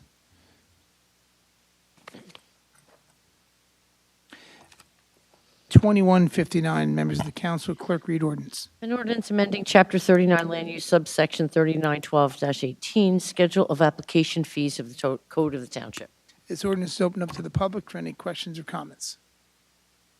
Seeing none, can I have a motion to close the public portion? Motion to close the public portion. Member Patil, can I have a second? Second. Councilmember Harris, all in favor? Aye. Say aye. Any nays? This motion carries to close the public portion. Can I have a motion to adopt? Motion to adopt. Councilmember Patil, can I have a second? Second. Councilmember Patel, all in favor? I'm sorry, Madam Clerk, roll call. Councilmember Brusher.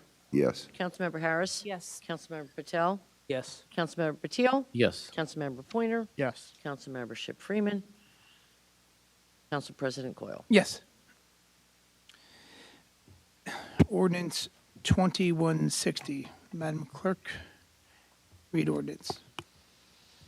An ordinance by the mayor and council amending the Township Code of Ordinances to repeal Chapter 33 Flood Damage Prevention and Protection, to adopt a new Chapter 33 Floodplain Management Regulations, to adopt flood hazard maps, to designate a floodplain administrator, and providing for severial and effective date. We'll open this ordinance up to the public. Any questions or comments on the flood ordinance only?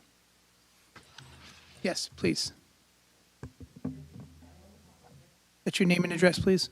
Ellen Arthur, Edison, New Jersey. This floodplain administrator, could this not be the director now that we have over our fire department? Can you clarify your question? I can't hear you through the mask. I The apologize. floodplain administrator that's mentioned in this ordinance, could this not be the present fire department chief? Could he not be Sonia- trained to become Oh, the after we floodplain- close the public comment, we'll answer your question. Okay. I apologize. Sonia is away from her desk. I'll get you that answer shortly. Okay. Okay.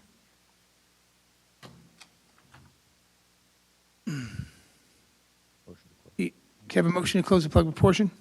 Motion to close the public portion. Can I have a second? Second. All in favor, say aye. Aye.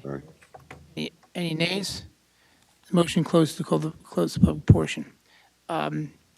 Before let me just see if Sonia comes back. Do you have an answer, Counselor, to the question from the resident? I unfortunately do not have an answer on who is taking over this position specifically once it is created. Council President? I'm Yes, just looking at Councilmember Porter. I'm looking at the code right now, 33-4.2, designation of the local floodplain administrator. It says the township engineer is appointed to administer and implement this chapter by granting or denying development permit applications in accordance with its provisions. Think you have your So my answer? understanding is that it's the engineer. Okay, and this ordinance is by the state according to the clerk? Required, yeah. We have the answers, Sonia. Does that clarify your answer to the resident? Thank you. Okay, Madam Clerk, have a motion to adopt. Motion to adopt. Councilmember Patil, can I have a second? Second. Councilmember Harris? Council comments? Hearing none, moving forward, roll call, Madam Clerk. Councilmember Brusher. Yes. Councilmember Harris. Yes. Councilmember Patel. Yes. Councilmember Patil. Yes. Councilmember Pointer. Yes. Councilmember Ship Freeman. Yes. Council President Coyle. Yes. Okay, we're moving to 21 council members and members of the public. At this time, for those who are new to this meeting, again, we're in the regular session of this meeting, and this council members of the public can speak on the resolutions only. That would mean on this consent agenda from R604 to R630. You can comment on any of these or all of these, but you have 6 minutes. So I just want, but after this is over, you'll have a chance to speak on anything you'd like on a separate public comment that will be open to the public. Okay? Madam Clerk, I'd like to open the public for comments on the resolutions only. Anybody on the resolutions only? Former Councilmember Massaro.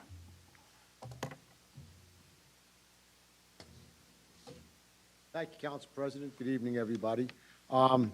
Functional questions on Resolution 619. And I know you ask the questions, and then you sit down, and then you get to answer the questions. but I got a series of them. And maybe some of them will dovetail on the others, but do we know where this is going to be? Do we know what the tax revenue is going to be?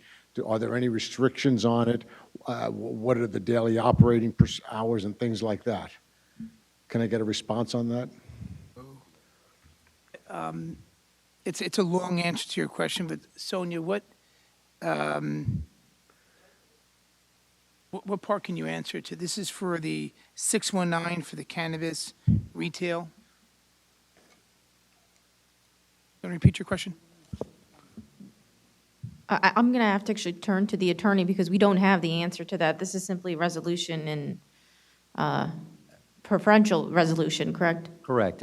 What we can't say at this point, I know I can say unequivocally, we cannot say is what the tax revenue will be. All I can tell you is that we would get 2% of the gross revenue would come back to the municipality. I can say that. What that number will be, obviously, it's based on sales, you understand. 2%, at least. Yeah, like so that I can tell you. Do we know where, what location, where it's zoned or where it isn't zoned? Yes. What I can tell you, Mr. Massaro, is that the only zone that's available that was passed by this council last year because of a deadline we had to accept this opportunity for tax revenue is from Woodbridge Avenue at the corner of Amboy there, straight down, only on that side, all the way to Raritan Center, up Heller until Park.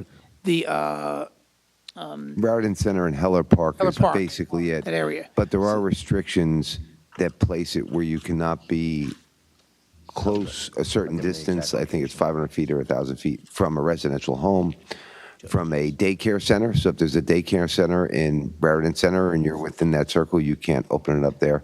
So there were some restrictions that were put on it even in those areas. I can have Marlena print the ordinance for you and give it to you. That's okay. So you can read it and comment in the open public portion as well. You satisfied my concern. You did your homework, and thank you very much. Yeah. Thank you. Council President? Yes, Councilman. Just because it's in the resolution, the proposed location is 2880 Woodbridge Avenue, just for your reference. Thank you, sir. Okay. Any other comments from the public on the resolutions only? Yes. Sure, please come up. State your name and address, please. Hi, my name is Gianna Daniele. Address is 4286 Elpio Way, Piscataway. You're recognized. You have the floor and welcome. Okay. Hi, I'm doing this for a college class assignment from Rutgers. I had a question also about 619, the cannabis one. I don't know. Y'all seem very concerned about it, and like I was wondering if you always express the same concerns when you give out liquor licenses as well. Like I feel like there's like a lot of questions and hesitation about this one, but like when it comes to liquor licenses, I feel like they usually don't come under as much scrutiny. So that was my one question. And then I had another question about resolution 630 for the license plate reader. I feel like $99,000 is a lot of money. I know you had mentioned like getting like a package deal or something. I feel like what return on investment does the town see on that $99,000 for a license plate reader? And that was it. Thank you. Thank you. Council President, Yes, Councilman Brescher. can we comment on that? If you'd like to, I'd prefer always at the end of the closed when we close the. All right, I'll comment. But if you don't mind, just as a courtesy, so No, we I- can go through the people, and as soon as we close it, you can comment. On all of them, okay, all right, well, Any other members of the public who'd like to comment? Yes, in the back. Hi, my name is Victoria Vujicic. My address is 35 Woods Avenue, Bergenfield. I had a question. You're recognized. Welcome. I had a question about the Department of Recreation in regards to point A. I understand that, hold on, sorry. Resolution number? Just want to be clarified. 609092022. 609. You can continue. Is the size of like an organization taken into account when it comes to receiving these payments? And if not, is it how do you see it fair for smaller organizations and bigger organizations to receive the same amount of money?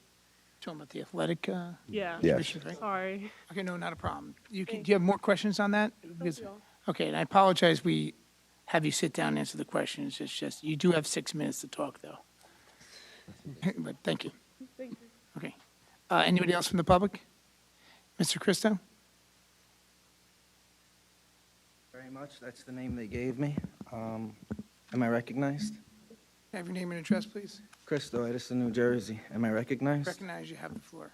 Thank you very much. I'd like to speak for R619. I've always been pro-marijuana. There's no one more pro-marijuana than me, but that's not what I'm here to discuss. The last time we gave somebody a marijuana license, we gave it to one of Mayor Sam Joshi's friends, Neville Aristani. I asked, hey, are we giving it to this man? Not one of you could answer that question. I don't believe the business administrator could answer that question. I know you guys were naming the company, but he was the actual person behind that company. And it goes to what other members of the public said. What are these people's qualifications for running this marijuana business? Neville Aristani just sell bath salts to in a smoke shop. Is that qualifications to sell marijuana when you're selling bath salts in a smoke shop where underage kids are come? In Florida, they take these bath salts, do whatever it is they do, and eat each other's faces. You can see Google the local news reports about that. So here we are to this, 619. I'm asking, who is JHAK? I mean, if you guys couldn't answer the last time, how should I hope that you guys know who you're giving this license to this time? Does anyone know who the license for JHAK is going to? We'll answer your questions at the end. I certainly want to give out a whole bunch of marijuana licenses. I just don't want to give them out only to the mayor's friends, only to the local Democratic Party mafia, because that's what's going on. The local Democratic parties are the new mafia. You want to sell drugs, something that would have been selling drugs 5 years ago? Now they give themselves licenses to be legalized drug dealers. Through the council president to Brescher, because Brescher's the only one who has a mind up there. Councilman Brescher, I mean, JHAK, he really knows who JHAK is, and they're going to keep their mouths shut about it. They're going to pretend like they didn't know it was Neville the last time. Well, I'm up here this time, and I'm asking who JHAK is. It could be a rapist, it could be a pedophile, it could be a career criminal, multiple felonies, this person. And I come up here and I ask, hey, who's this guy? You guys don't give me an answer. He could have been years ago selling fentanyl, got caught selling fentanyl. I mean, I'm sure none of those, it's theoretical, but again, why can't I know the person's name before we give the license? It seems a little bit corrupt. It seems strange, and they always have the name. Always right after everyone votes yes, all of a sudden, people start remembering the guy's name again. And I don't think that's fair. Lifelong Edison resident, I've been a victim of this so-called war on drugs, going around harassing people for smoking a joint. I've been a victim. So when I see these privileged individuals like Neville Aristani, these high-up mafiosi Democratic Party people from IBA,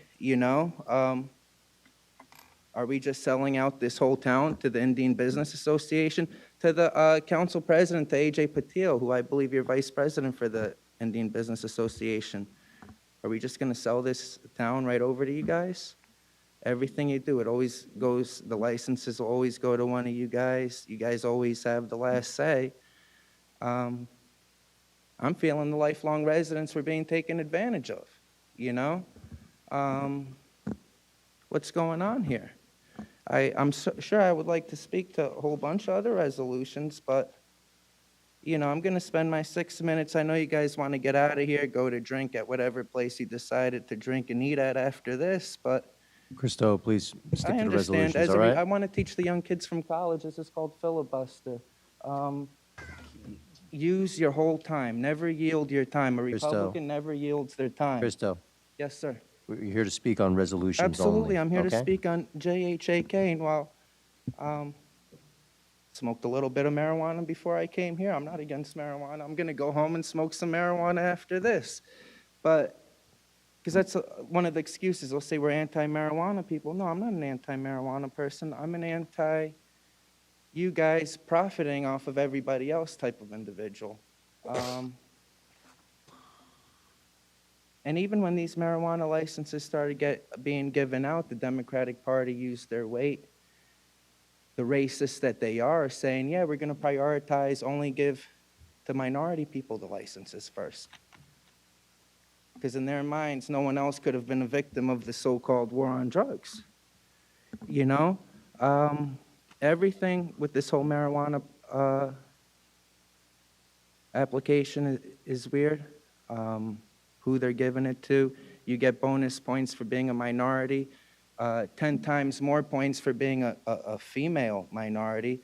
And if you're a black female, you're at the top of the list. And this is the rating system. There's nothing, if I mention it, I'm the one being called racist, but I didn't invent this rating system. You guys invented this Council rating President, system. speaker's time's elapsed. Thank you. You answered a few of the questions. Anybody else? I'm sorry. Any members of the public? Okay, I'd like to close the public portion. Motion to close the public portion. Patil, can I have a second? Second. Councilman Patel, all in favor, say aye. Aye. Council President. All in favor, any nays? Motion carries to close the public portion. Councilman Patil, you're recognized. You have the floor. Thank you, Council President. Again, Mr. Christo, it's very easy to come to the dais and throw stones at these council members, but you should do your homework before you say something on the podium. In fact, I was the one, along with Council Vice President as well as the Councilman Brescher, asked who these companies, even we don't know. You know, I don't know what your allegation is giving the businesses. I will be more than happy to make them public if you are aware, and if you have some proofs that some businesses are given to some organization, you should come out, not just talk. Talking is very easy. You know, putting the allegations are very easy, but just face the truth. Bring those documentation, and then we'll talk. Thank you, Council President. Thank you, Councilman Patil. Council President? Yes, Council Vice President. No. Please, we have to have order. Council Vice President, you have the floor. Yes. On JHAK, on the retail, I want to agree a lot with the young lady from college that spoke. I have the same problem that you have about alcohol licenses and being put in neighborhoods that are already depressed, and that just adds to it. So I just want you to know that I agree with you 100% on that. And I do check and I cross-check about the cannabis. My only thing is I just like to know the background and the information of the people for us to send it forward, because as you know, we're the first line, then it goes up to the next line. But I would like, you know, some of our college students and stuff to get into the area of about the alcohol being put in certain places all the time, that they don't matter where it is, because it causes a lot of problems and a lot of addiction problems in different neighborhoods, whether they're well off to do or whether they're poor. Alcohol is very, very, you know, is a hard addiction. Thank you, Council Vice President. Any other comments? Council President? Yes, Councilmember Brescher. And just before you start, Madam Clerk, could the Deputy Clerk print the legislation for marijuana that we can have available? I think there's an oversight short briefing package that we can give. If we have it, we can give it to the members of the public to understand all the oversight included that has nothing to do with this council to be approved through the state of New Jersey to become a retailer. Thank you. I'm sorry, Councilman Brescher. Yes. And I hope I'm going to apologize if I missed anyone's question. I write them down, but sometimes one or two might get by. With the cannabis, I agree with my council colleague, Joy Ship. We do look at alcohol. And normally, I can make a phone call to 8 people and find out, who's buying the license, whether they're actually like a vetted company, they're a good citizen in our town. The cannabis just started here. And in this particular nature here, nobody knows anything that I've reached out to.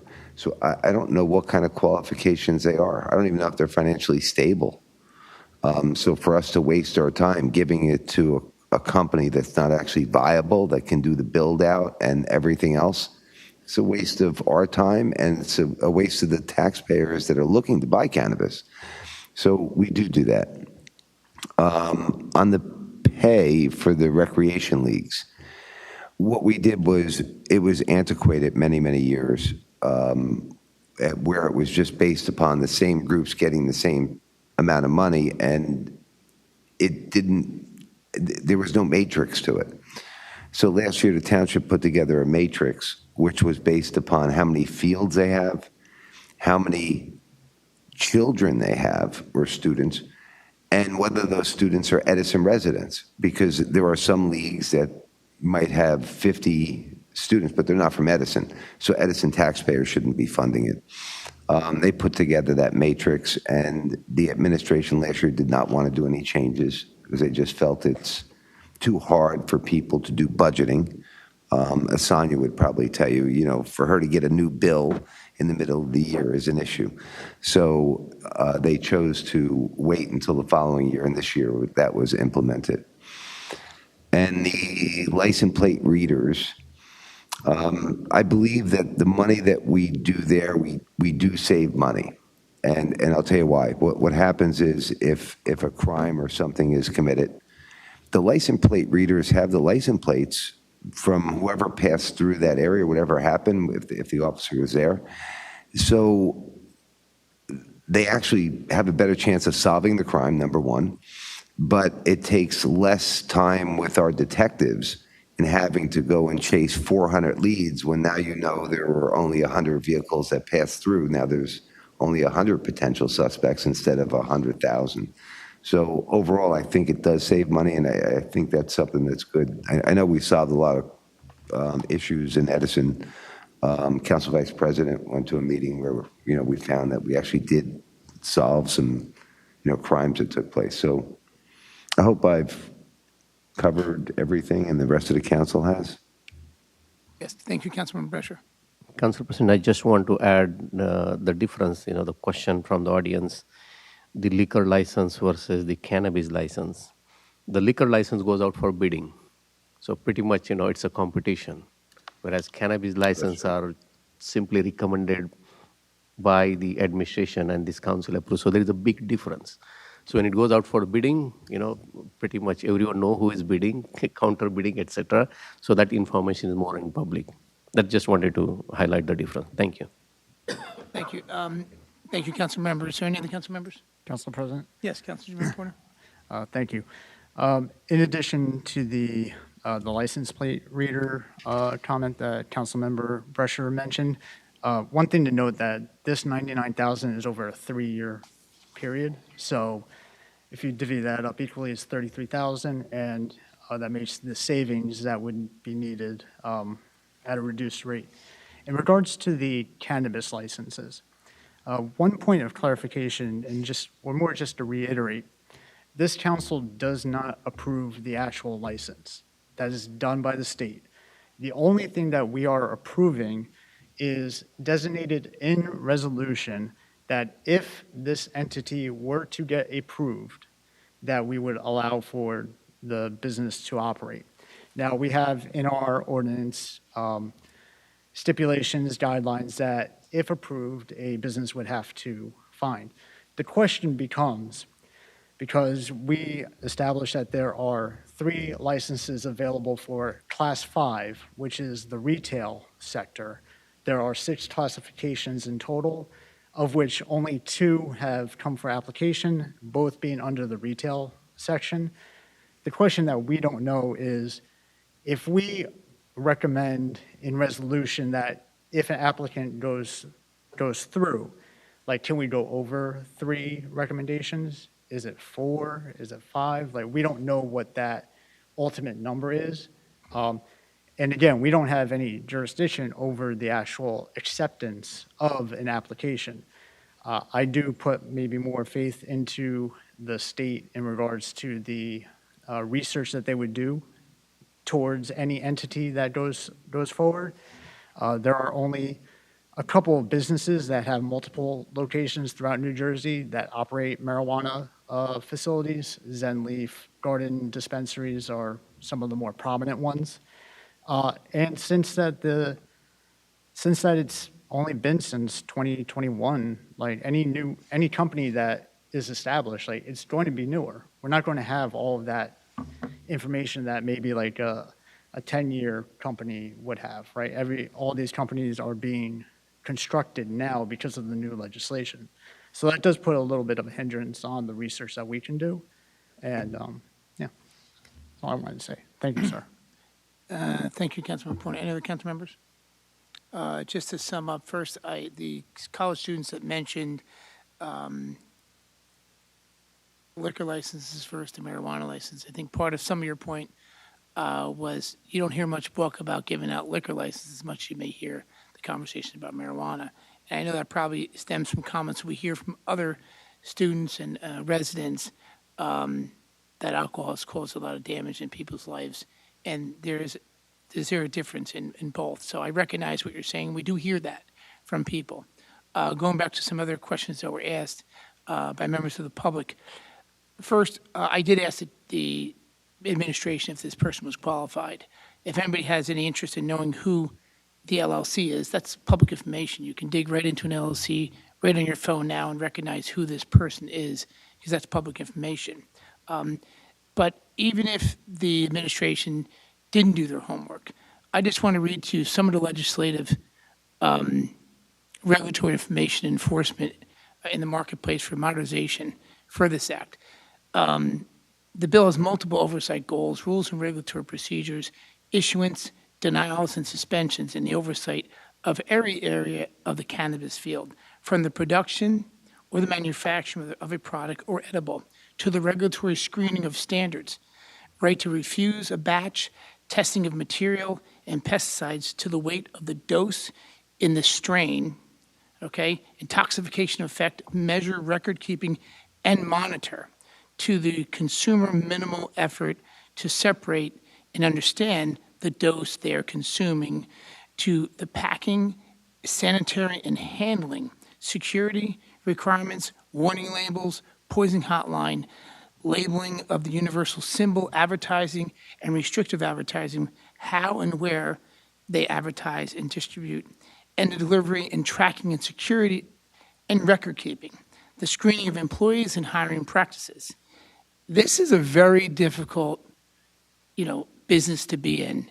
And there's also third-party oversight and testing, mandating for such facility to have experience with controlled substances, sourcing, quantifying, storage, tracking, testing, safety, handling, and disposition. So you can't just jump into this field without having some experience according to the state legislation. So for the questions that are asked, they are great questions, and I understand that part. But even if the administration didn't do their job, and the questions you asked, were verified and you were correct, there's another position that has to go through with the state. And I can promise you it's not easy. So if someone gets it, they're going to have a very difficult time getting through the state. I hope that is helpful with you, and I will ask the clerk to print what legislation that will be available that's not as long as the 1,000-page document that you can read. Any other comments from the council? Council President? Yes. I would just like to state for the record that I 100% disagree with your comments. You make this sound like the state is watching over us. You make this sound as like the mayor is watching over this. If this were true, it would not be on our agenda because it's on our agenda and it needs our approval. It is our job to vet it. Instead of you trying to pass it off as other people have looked into this, so therefore I'm just going to rubber stamp it. I wish you would have done your due diligence and told us who owned it.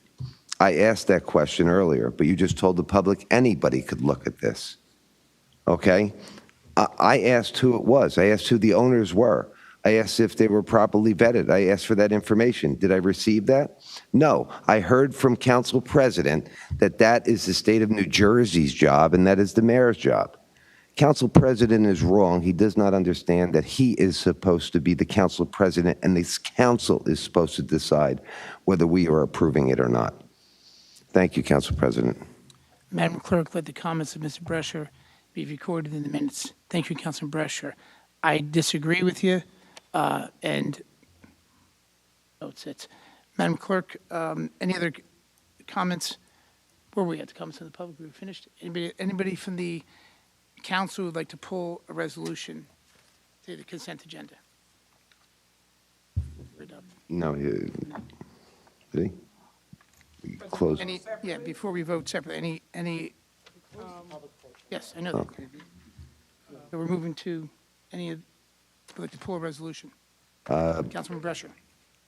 Yes. That's 619, right? And 608, I was told that I was going to get information on that. The Catholic Charities and the lease thing and Council President? I'm sorry, okay, so 608, Councilman Brescher, and 619? 608 and 619, yes. Okay, Madam Clerk, 608 and 619? And Councilman Pointer? Sorry, it's actually in regards to 608, but I'll wait until it comes up for the, Okay. So you're also comments. Any other members of the public? I'm sorry, any other council members? There's only 608 and 619.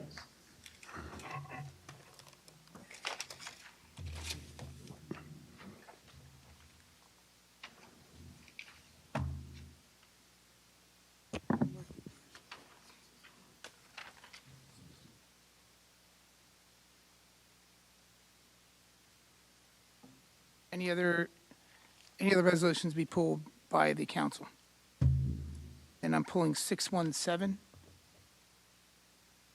So, Madam Clerk, we have the pulled ones. Pulled is Pulled resolution.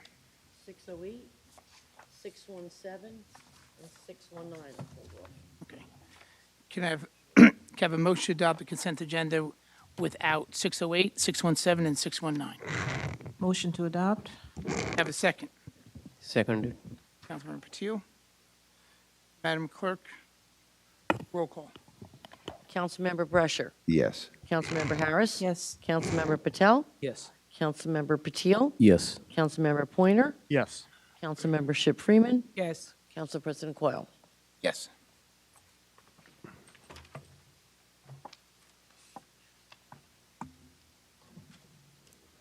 Delete.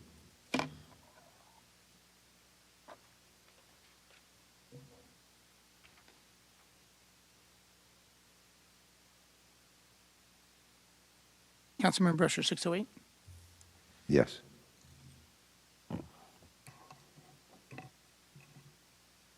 Council President? Council comments? Well, I was looking for an explanation. Okay, go ahead. Counselor? Thank you. Councilman Brescher, thank you. Councilman Brescher, this particular resolution speaks to a subordination agreement between Metuchen Catholic Charities and the township. Metuchen Catholic Charities is currently the owner of a 42-unit affordable housing development. They are in the process of refinancing that property. Being that is a deed-restricted property specifically for affordable housing, as well as the fact there's a developer's agreement associated with this, their new lender is requiring this subrogation agreement to say that their obligation is first and foremost. it is a requirement for them to take part in this refinancing opportunity for this property. So I hope that gives you at least a color of what they're looking So for. they own the property. We Correct. just have a deed restriction We do. on We- it for Exactly. affordable housing. Right, correct. Okay, fine. Exactly. So that is purely what we're doing here, and the bank is requiring this of Metuchen Catholic Charities in order to refinance the property. All right, thank you. No problem. 617 is mine. Actually, I made a mistake during the work session. I wanted to pull this off the agenda, but I just would ask the council members, I was looking just to table 617. Okay, I just want to make that for record. Okay, 608. Any other comments on 608? No other comments? Did you Council want President, I was just trying to say that that property, if I recall correctly, was part of the COA settlement. So I figured that that probably had something to do with it as well. I assume that's why it was deed restricted. Yes. Yeah. So motion to adopt 608? Motion to adopt. Do I have a second? Second. Councilmember Brescher. Yes. Councilmember Harris. Yes. Councilmember Patel. Yes. Councilmember Patil. Yes. Councilmember Pointer. Yes. Councilmember Ship Freeman. Yes. Council President Coyle. Yes.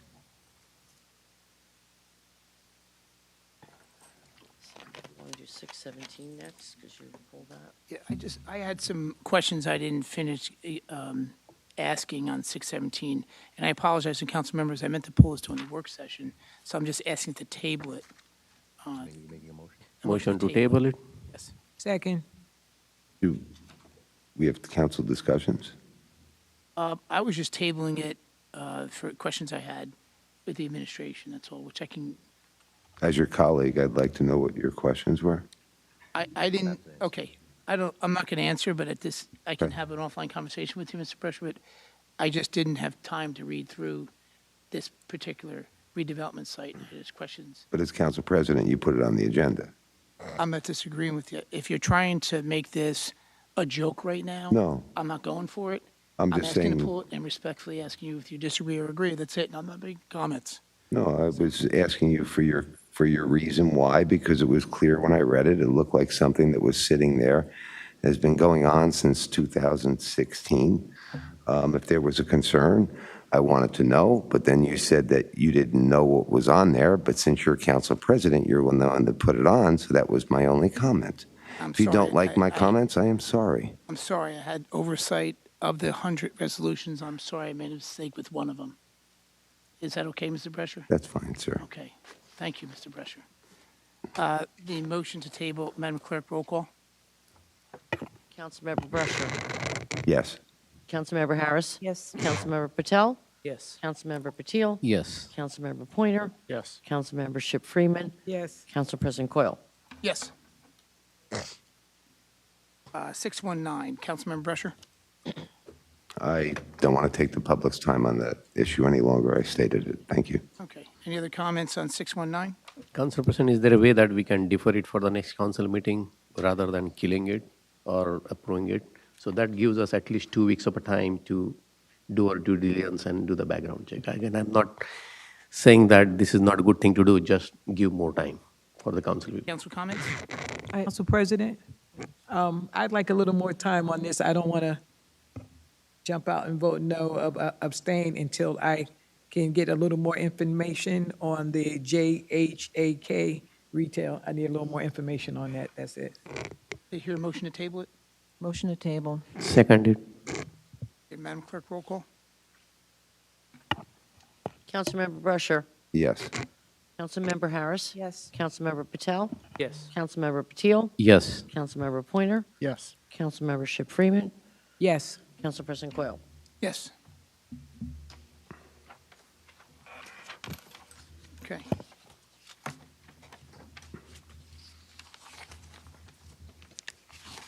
Okay, this is the part, for those who are new to the meeting, this is the part where we have oral to petition remarks that we have a list here. If you didn't sign up in the beginning, you'll be going after this people who, say first come, first served list. So at this time, when we open the public, you can discuss any subject you'd like in the town. It doesn't go just by resolutions. You can talk about anything you want in the town that pertains to the town. We prefer not to talk about the Board of Education, and I'll open up to the public. Maria, you're first on the list.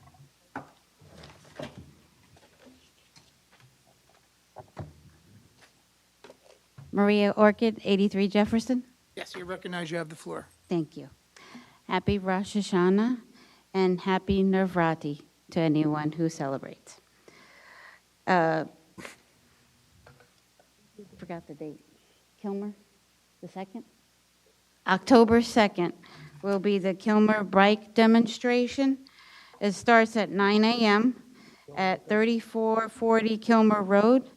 We're looking for adults with a bike to show the township that we need more bike paths. Along with that, we definitely need more bike racks so more people can bike around.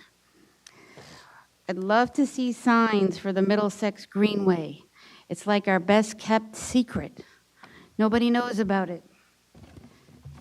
Silver Lake, we're going to have a cleanup. We would like first, I'd like to say thank you to the volunteers that came for Silver Lake. But we're going to do another cleanup also on the 2nd from 10 to 12. Please check beautifuledison.com for further details. Unfortunately, there's been a large rash of catalytic converter thefts in the neighborhood. Strange cars with people looking at driveways. We don't want anybody to approach these people, but please keep an eye out. If you could tell the Edison police of the license plate or a description. Recently, 2 guys in cars, someone had took their license plate. It took only 3 minutes for them to steal the catalytic converters. This is happening all over our neighborhoods. It was nice to see everyone at a Fall Family Spectacular on September 24th. If we could have a traffic study at the Boulevard of Eagles, I'd appreciate that. Boulevard of Eagles and Old Post Road. Is anyone interested in working the general election? We're in need of election workers on November 8th. You could earn $300 and poll workers from 5 a.m. to 8 p.m. And 16 or 17-year-olds can work half a day for $150. All are required to take the training course and receive an additional $30. I'm organizing a trick-or-trunkin' on October 29th at Lake Papiani. We are looking for donations. If we could have an update on how the Senior Citizen Center is coming along. I worry because the weather is changing in the fall, and I want to make sure that they're okay and they're taken care of. I think we should have more senior citizens activities throughout our wonderful Edison Township. How are our storm plans? Unfortunately, today, Florida had a hurricane, and I was wondering how our plans in the event of an emergency. Our official list needs to be updated. There are many expired terms. It doesn't look good to be on our website when you have an old date. Does Edison have a plan for our recycling yard? I know our fall bulk pickup is coming up. I'm in Section 9, and that's October 1st. But do we have any plans going forward that residents can drop off things to be recycled? Thank you. Thank you. We'll answer your questions at the end. Thank you for your questions. Moving forward here. Gianna, Daniel? There? No? She's coming. Gianna? She must have, They she left. the They were the two young students? ladies left. And Victoria Wojcik? I think they were the They 2 left. students? Yes. Okay. Let's go, Brandon? You left? Oh, that's, no, that's. Okay. that's Walt Joe. Stoschel?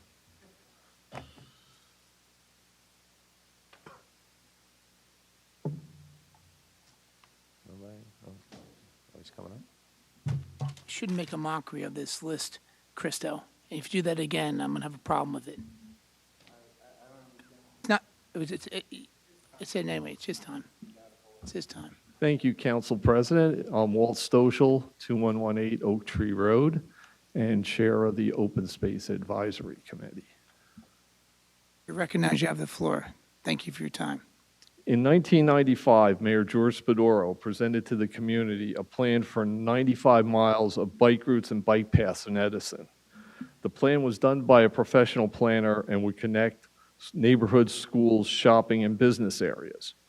Right away, Edison marked and signed a 1.5-mile-long bike route along Old Post Road and Boulevard of the Eagles. To support this plan and the creation of the Middlesex Greenway, bicycle enthusiasts created the Bicycle Tour of Edison in 1996, an event that now happens every year in Edison and Metuchen. By 2003, the bike plan was in the master plan, and in 2007, Edison received a grant to create a bike route and path from the municipal building through Papiani Park along Central Avenue to North 8th Avenue. At that time, we felt things were rolling along. And then it stopped. The route on Central Avenue was never finished, and no other routes were created. For 15 years, there has been no action. At the same time, Metuchen, Piscataway, and Woodbridge have upgraded their bike routes, and some of those end at the Edison border. Tonight, the Edison Bicycle Initiative, a collaboration of Edison residents, the Open Space Committee, and the Middlesex Greenway Coalition, is requesting the township to take action to implement the 1995 bicycle plan. We're asking the township to take a first step by creating a bike route and lane on Kilmer Road. Kilmer Road is a 2-lane, 25-mile-an-hour road that is more than 50 feet wide with more than enough room for a bike lane, and it is shown on the 1995 bike plan. The route would connect the existing Cedar Lane bike path to Johnson Park, Rutgers Livingston campus, Edison softball and soccer fields, the Kilmer Post Office, and the Edison train station. To demonstrate this route, bicyclists will ride Kilmer Road on Sunday, October 2nd, beginning at 9 a.m. We invite the council to join us. We will be meeting at 40 Kilmer Road. Additionally, the township recently announced the paving of 100 miles of roads and streets. Now is the time to incorporate the bike plan on these streets when they are repaved over the next 2 years. In the 1980s, when I first began to attend these meetings, we had a mayor and 2 council members who sold cars and thought Edison should be a maze of streets with no sidewalks and no connections between neighborhoods. Then for the past 15 years, we were told bicycles were not on the township agenda by officials who drove SUVs. Today, we have a new administration and a new opportunity to implement a new vision for a community, one for people where they can walk and bike to places in safety rather than to continue to develop a township for cars. We will also be discussing bike routes at our open space meeting on October 6th. I emailed the clerk. Okay, you got the fact sheet on the Kilmer Road bike lanes. So if you care to come out, you don't need to bring a bike, just come out and see us. Thank you. Mr. Stoschel, thank you for putting your time into this. Truly important, and I believe we'll push this forward to make sure there's follow-up to make this come together. Councilman Coyle? Sure, Councilman Brescher. And the only reason why I say this is I've had Mr. Stoschel come here, and since we were waiting to the end, I have questions for him.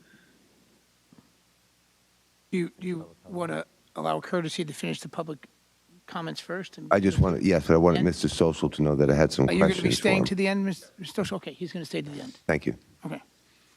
Fine. Okay, any other members of the public? On this right here, we have Walter Stoschel, Jennifer Ryan? Sorry.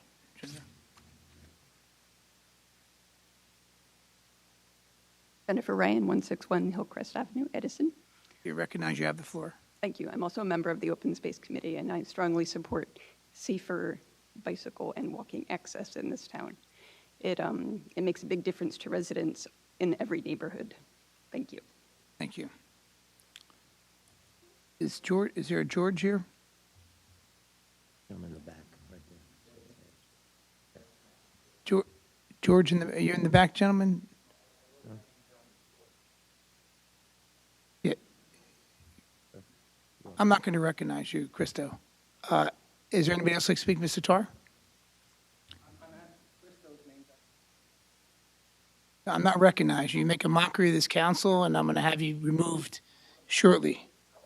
So- Yes, Mr. Tar, you have the floor. Donald Tarr, 52 Reeder Road, Edison. I mean no disrespect to the council, but let me digress a little bit. In my previous life, I was provided with a computer. Oh, that's going back like, close to 40 years ago. And the company I worked for had the very finest computer system you could buy in those days. And a few years later, they developed something and had something called the internet. And I was amazed at the things you could find on the internet. Now, for years, my wife tried to convince me to give away my flip phone and get one of these. You'd be amazed what you can find on these. It took me about a minute and a half. JHAK Retail. I went to something called Google because I figured, man, there can't be a lot of JHAK retails around. And what did I find out? It's a limited liability corporation headquartered in Boonton, New Jersey. I won't list the owner's name because he probably doesn't want me to say that, or the file number, but it's all there. And you can also find out that this individual owns a donut shop in Edison. Like I said, it took me 2 minutes. Thank you, Mr. Tar. Any other members of the public? Yes. He's out of order. He needs to quiet You're out down. of order, Christo. Hello, good evening. I'm Arun, 50 Summer Street, Edison. You recognize you have the floor. I Can you have a state your name again, too, just for the clerk? Arun. Arub? Mm-hmm. Okay, thank you. I have a follow-up question. We came here 3 months back. It's been a year. We are following up on the flooding of the street, Summer Street. So last time when we came, the business administration said there's a follow-up. I worked with many council members also, so I wanted to follow up what is the status and where we are at. So this is Summer Street. Do you have an address on Summer Street? A whole street was flooded. Whole My street? address is 50 Summer Street. Okay. Before the end of this meeting, you can leave your email with the clerk so we can have a follow-up and a letter, an email correspondent. Yeah. Something to correspond you with, phone number or email, whichever you choose. Will do for the future. Is there any update actually for now? When you're finished, I think it's a year since you made this request. I can't answer. I don't think we're going to need a minute to. going to need some time to. You Yes. came back a year ago to ask about Summer Street. No, I'm not here for a year ago. We are following up for a year. We came here Oh, 3 okay, for months a year. I back. apologize. Every 3 few months months he back. comes. Yes. Okay, I apologize, sir. So we wanted to know where we are at and why it is. If you could, when you're finished, I'll answer your question at the end of the public session. But I do agree it needs an answer, and we'll have the administration do some search through emails. All right. Okay. Thank you. I apologize. Yeah, we're going to wait to the end. I'm sorry, in the back?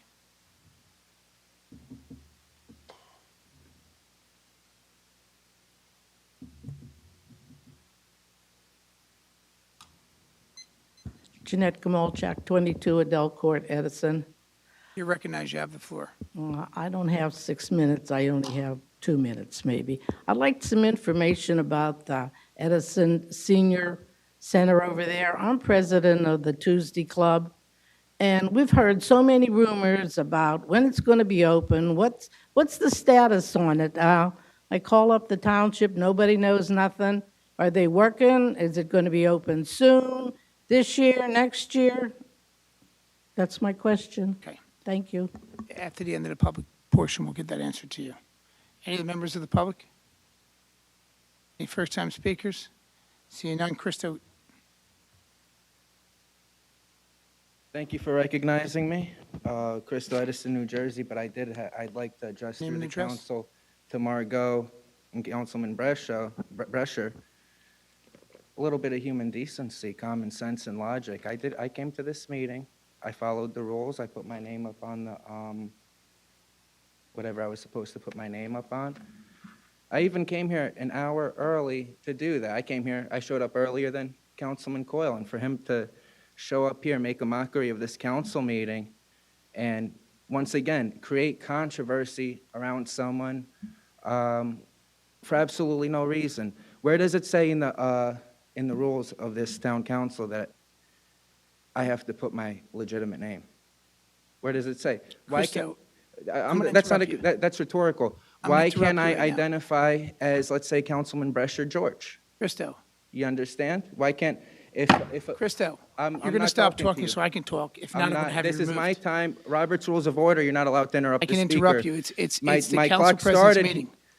Councilman Please have him Brescher, removed. If you're not going to listen, please sit down. Point of order. Please sit down. Excuse Sit me? down. It's my time to speak. I'm not, point of order. Christo, I'm reclaiming my time. sit down. I'm doing parliamentary Sit down or procedure. I'll have you I'm removed. reclaiming my time. Creating controversy again, where no controversy exists. I just said I'm reclaiming my time. I'm not going to get into this with you. I'm asking to speak. You're going to respectfully stop I'm speaking so I asking can you to speak. stop interrupting me. You can speak afterwards. Point of order. Officers, please have him removed. If you're not going to sit down, you're going to be removed. He's not. Counselor? Now, the council president is the presiding officer of this meeting, and he's charged to keep order. And he is perfectly within his rights to have any speaker stop speaking if they cannot follow the rules. You are asked, you do not have the right. If the council president asks you to stop because he wants to speak on a point of order, then he is entitled to do so. No one called the All right? point He of has order. also I asked called you the to be point of seated. order. You have refused to be seated. What rule am You are I now- breaking? You are now violating the rules of this meeting. There are rules of procedure, What which you rule are am I, violating. and I'm asking, You've what been rule asked am to I sit breaking? down. What rule am I breaking? It's still my 6 minutes time. You have been asked to sit down by the presiding officer of this Councilman meeting. Brescher, I didn't violate any rule. I'm going to ask you one I more don't time. believe you did. I mean, come on, this is Christo, a I'm joke. asking you one more The time. What are they waiting for me to get shot? Council for no president is reason? entitled to keep order in this meeting. Please sit down. Am I allowed to speak or not? I came up here to do my time. If council president tells you to sit down, he has the police remove you, you have the ability to sue this body, and I'm sure that the attorney will end up. I don't want to go that Hang route. you. I don't want to go that route. Well, I'm out Christo, on bail. are you I'm gonna coming allow here me to to do my speak or not? constitutionally protected activity. Order. Please, officers, either have him removed or we're going to move forward. It's one or the other. This is not going to be a back and forth. He's going to control this meeting. So, He does by law. Under what authority is that? Lozman versus Riviera Beach, Supreme Court ruling. Thank you. I read that. I've read it. Sonia, who's running this meeting? The Reviewed. police department or the council president? Council president runs the meeting. Oh, do you have a directive, officer? And you should listen to your directive. I mean, follow through your directive. Okay? Follow through your directive from the chief. And look into the orders of this proceeding of this meeting. Christo, I'm going to speak when I ask you to stop speaking. It's real simple. You just want to create a mockery of this meeting, and I'm not going to allow it anymore. I'm tired of you don't want to give your name. We've been nothing but respectful for you. You know when you go to Carteret, they list your entire criminal history, okay? And you talk about human decency, okay? It's not fair how you operate and how you treat this council. The sad part is you're capable of a lot more, but you don't want to. You want to create a disturbance. I'm asking you to sit down. If you're not going to sit down, I'm asking the officers to remove. Wait, I'm That's it. confused because I don't know. Is it my time? Am I allowed to speak? Are you going to sit down? Yes or no? So my rights are being violated. I'm not allowed to speak. I'm asking you My to sit 6 down. minutes. If you choose to sue, you can get an attorney and file your lawsuit. Okay? Under You're threat- welcome to under do threat what you of- need to do. under I'm threat- asking you to sit down. Are you going to sit down? Yes or no? You know, you guys told me to let him speak. I let him speak, and you know, under threat of intimidation and harassment, I'm going to sue Councilman Clark. This is the second court claim. It's fine. Council President? What rule did I break? What rule did I break? Officers. Council Are we President? going I to conduct break? this What meeting rule or not? did I break? Council President, Yes. I'd like some clarification as to why he is being asked to sit down.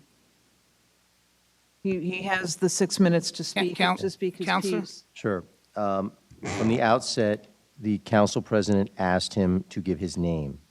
He wrote fictitious names on the list, all right? At that time, he took the position that he did not have to give his name. As the presiding officer of this meeting, the council president has the right to set certain basic rules of decorum. And if they are not followed, he can ask that speaker to sit down. So I'm just, and as I witnessed what happened, the individual became more unruly, more difficult, and now made it impossible for us to proceed with this meeting. And if someone becomes an obstacle to just the general procedure of this meeting, the council president, as presiding officer, has the right to tell the individual to sit down.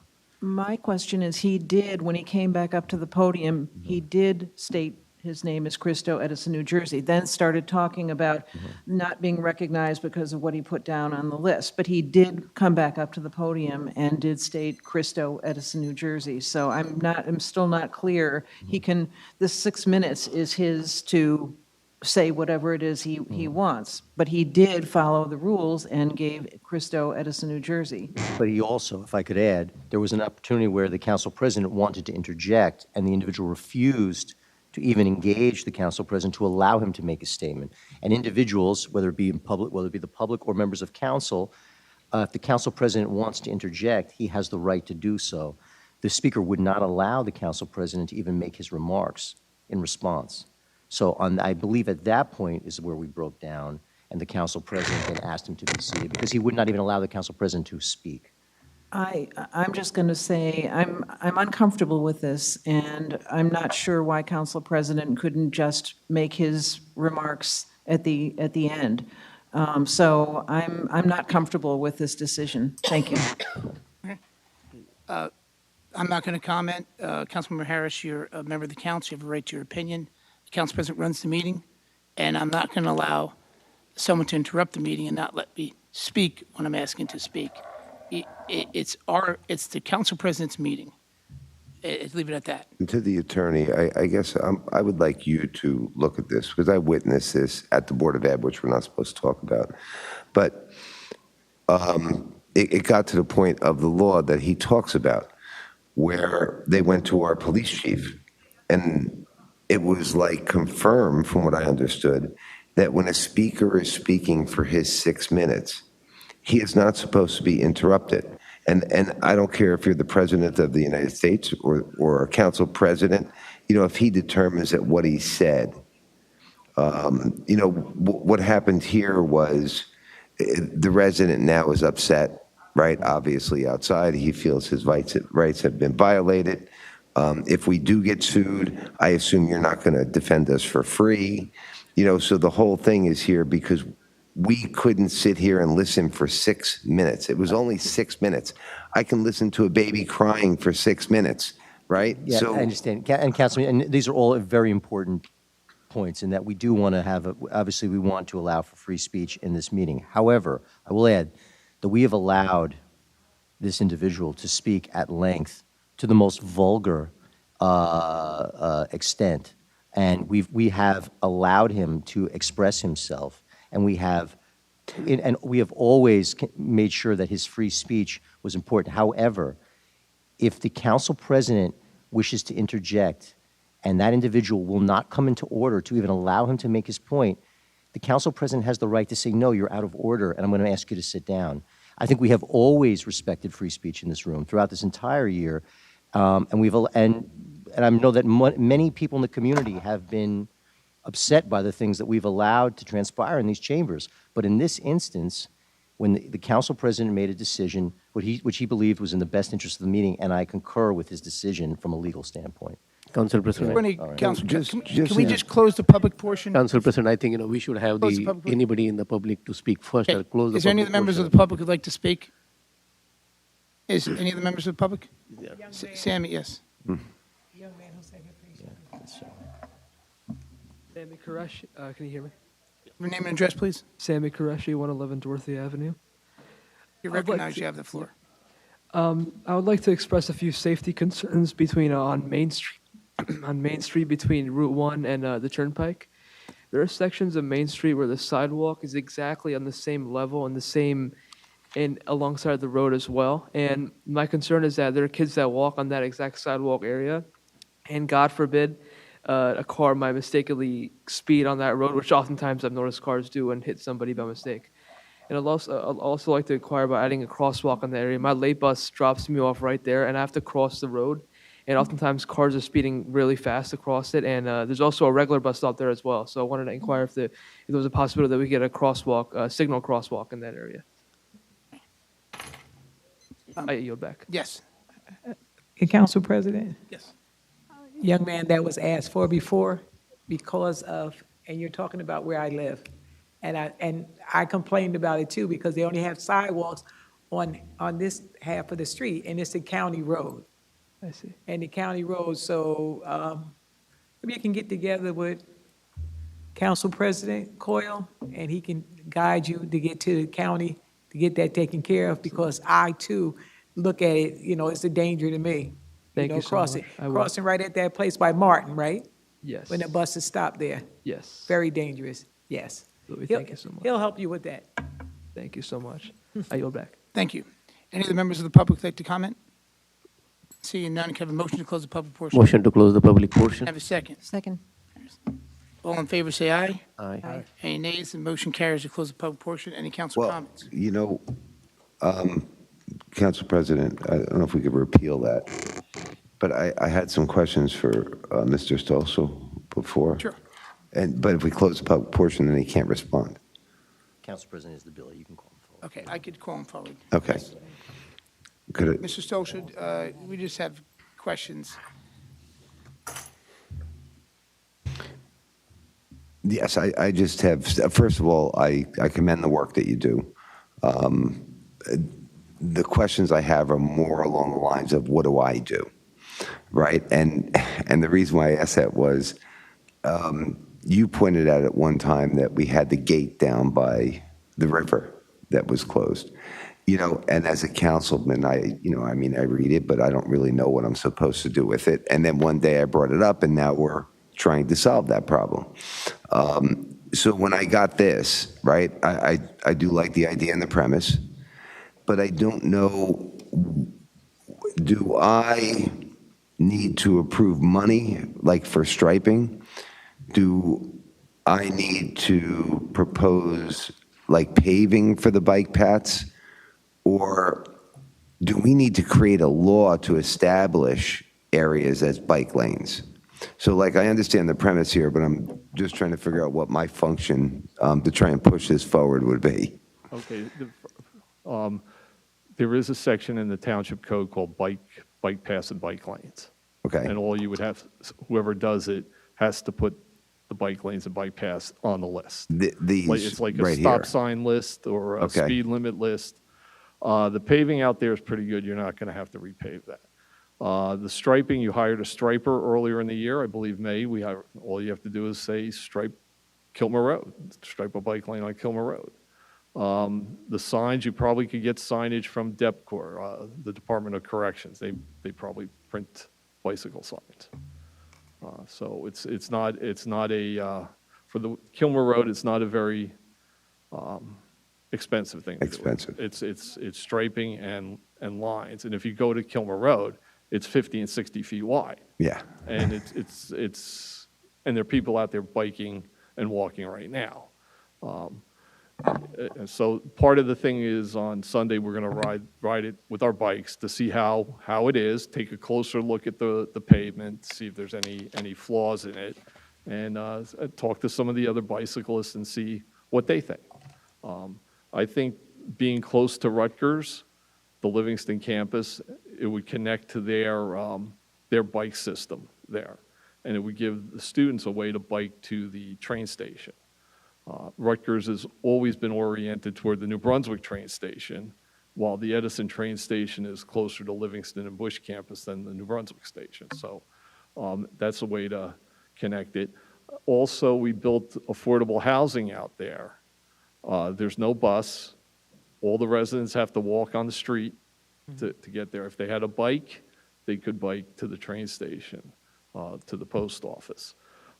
If you're going the other way, you could bike down Kilmer Road to Cedar Lane and then down to Johnson Park. It's less than 2 miles. So it's, I think this is doable. I didn't specifically say in my remarks the council should do this, the council should do that. This is the first step. Right. I've noticed you don't tell us what to do. They are really good ideas, and I'm not giving people orders. That's it. The Open Space Committee is an advisory committee, so we just advise. And we got into Councilman Patel is our liaison, and we started talking about bicycles, and we looked into it, and we found the 1995 bike plan, which nobody else could find, and we want to go out and take a look. So that's what we're going to do Sunday. It's not that hard a thing to do. And if you go down Plainfield Ave, Stelton Road, the county widened that within the past 5 years. The bike route stops at the Edison border on Stelton Road, where it becomes Plainfield Ave. I don't know why you go in Piscataway and there's bike lanes right there, and you get to the Edison border and it stops. And it's that Plainfield Ave is logical because it's going to the train station. It's right. The path is there, the lane is there, but it's not marked. So, any other questions? Thank you, Council. Council President? Yes. Okay. I would just like to, first of all, Mr. Social, the council should do this. So I'm all in. I'm an avid biker, and I'm frustrated by the fact that the Greenway is pretty much my go-to. It's accessible to my house. It's a mile and a half away. But I would really love to see more pathways. And I know Councilman Patel has been a big advocate with this and is working with you. I love this plan. I would love to see all these years later, 27 years later, I would love to see this realized. So thank you, and thank you, Councilman Patel, for the work you're doing to make this materialize. Thank you. Thank you, Mrs. Dodd. Thank you. Thank you. Councilman? Yes. President. I had a question for the council.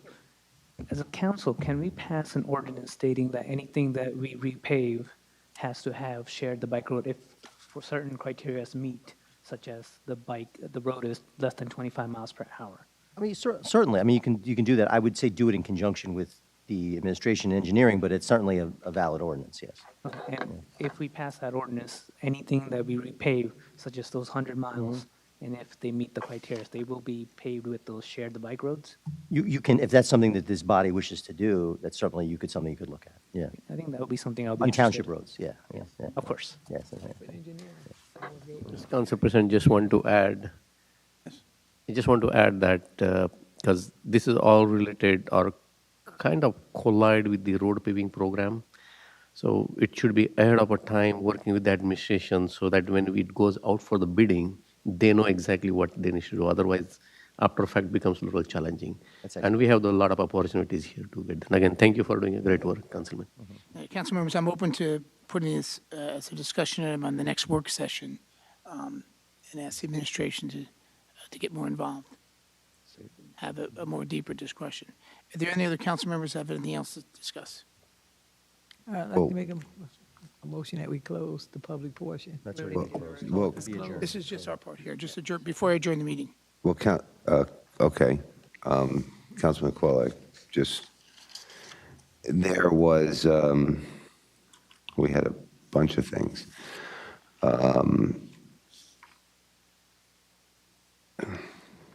The storm plan, are we doing anything with the storm plan? Generally speaking, are you referring to summer? One of our residents asked if we have a plan for Summer, correct?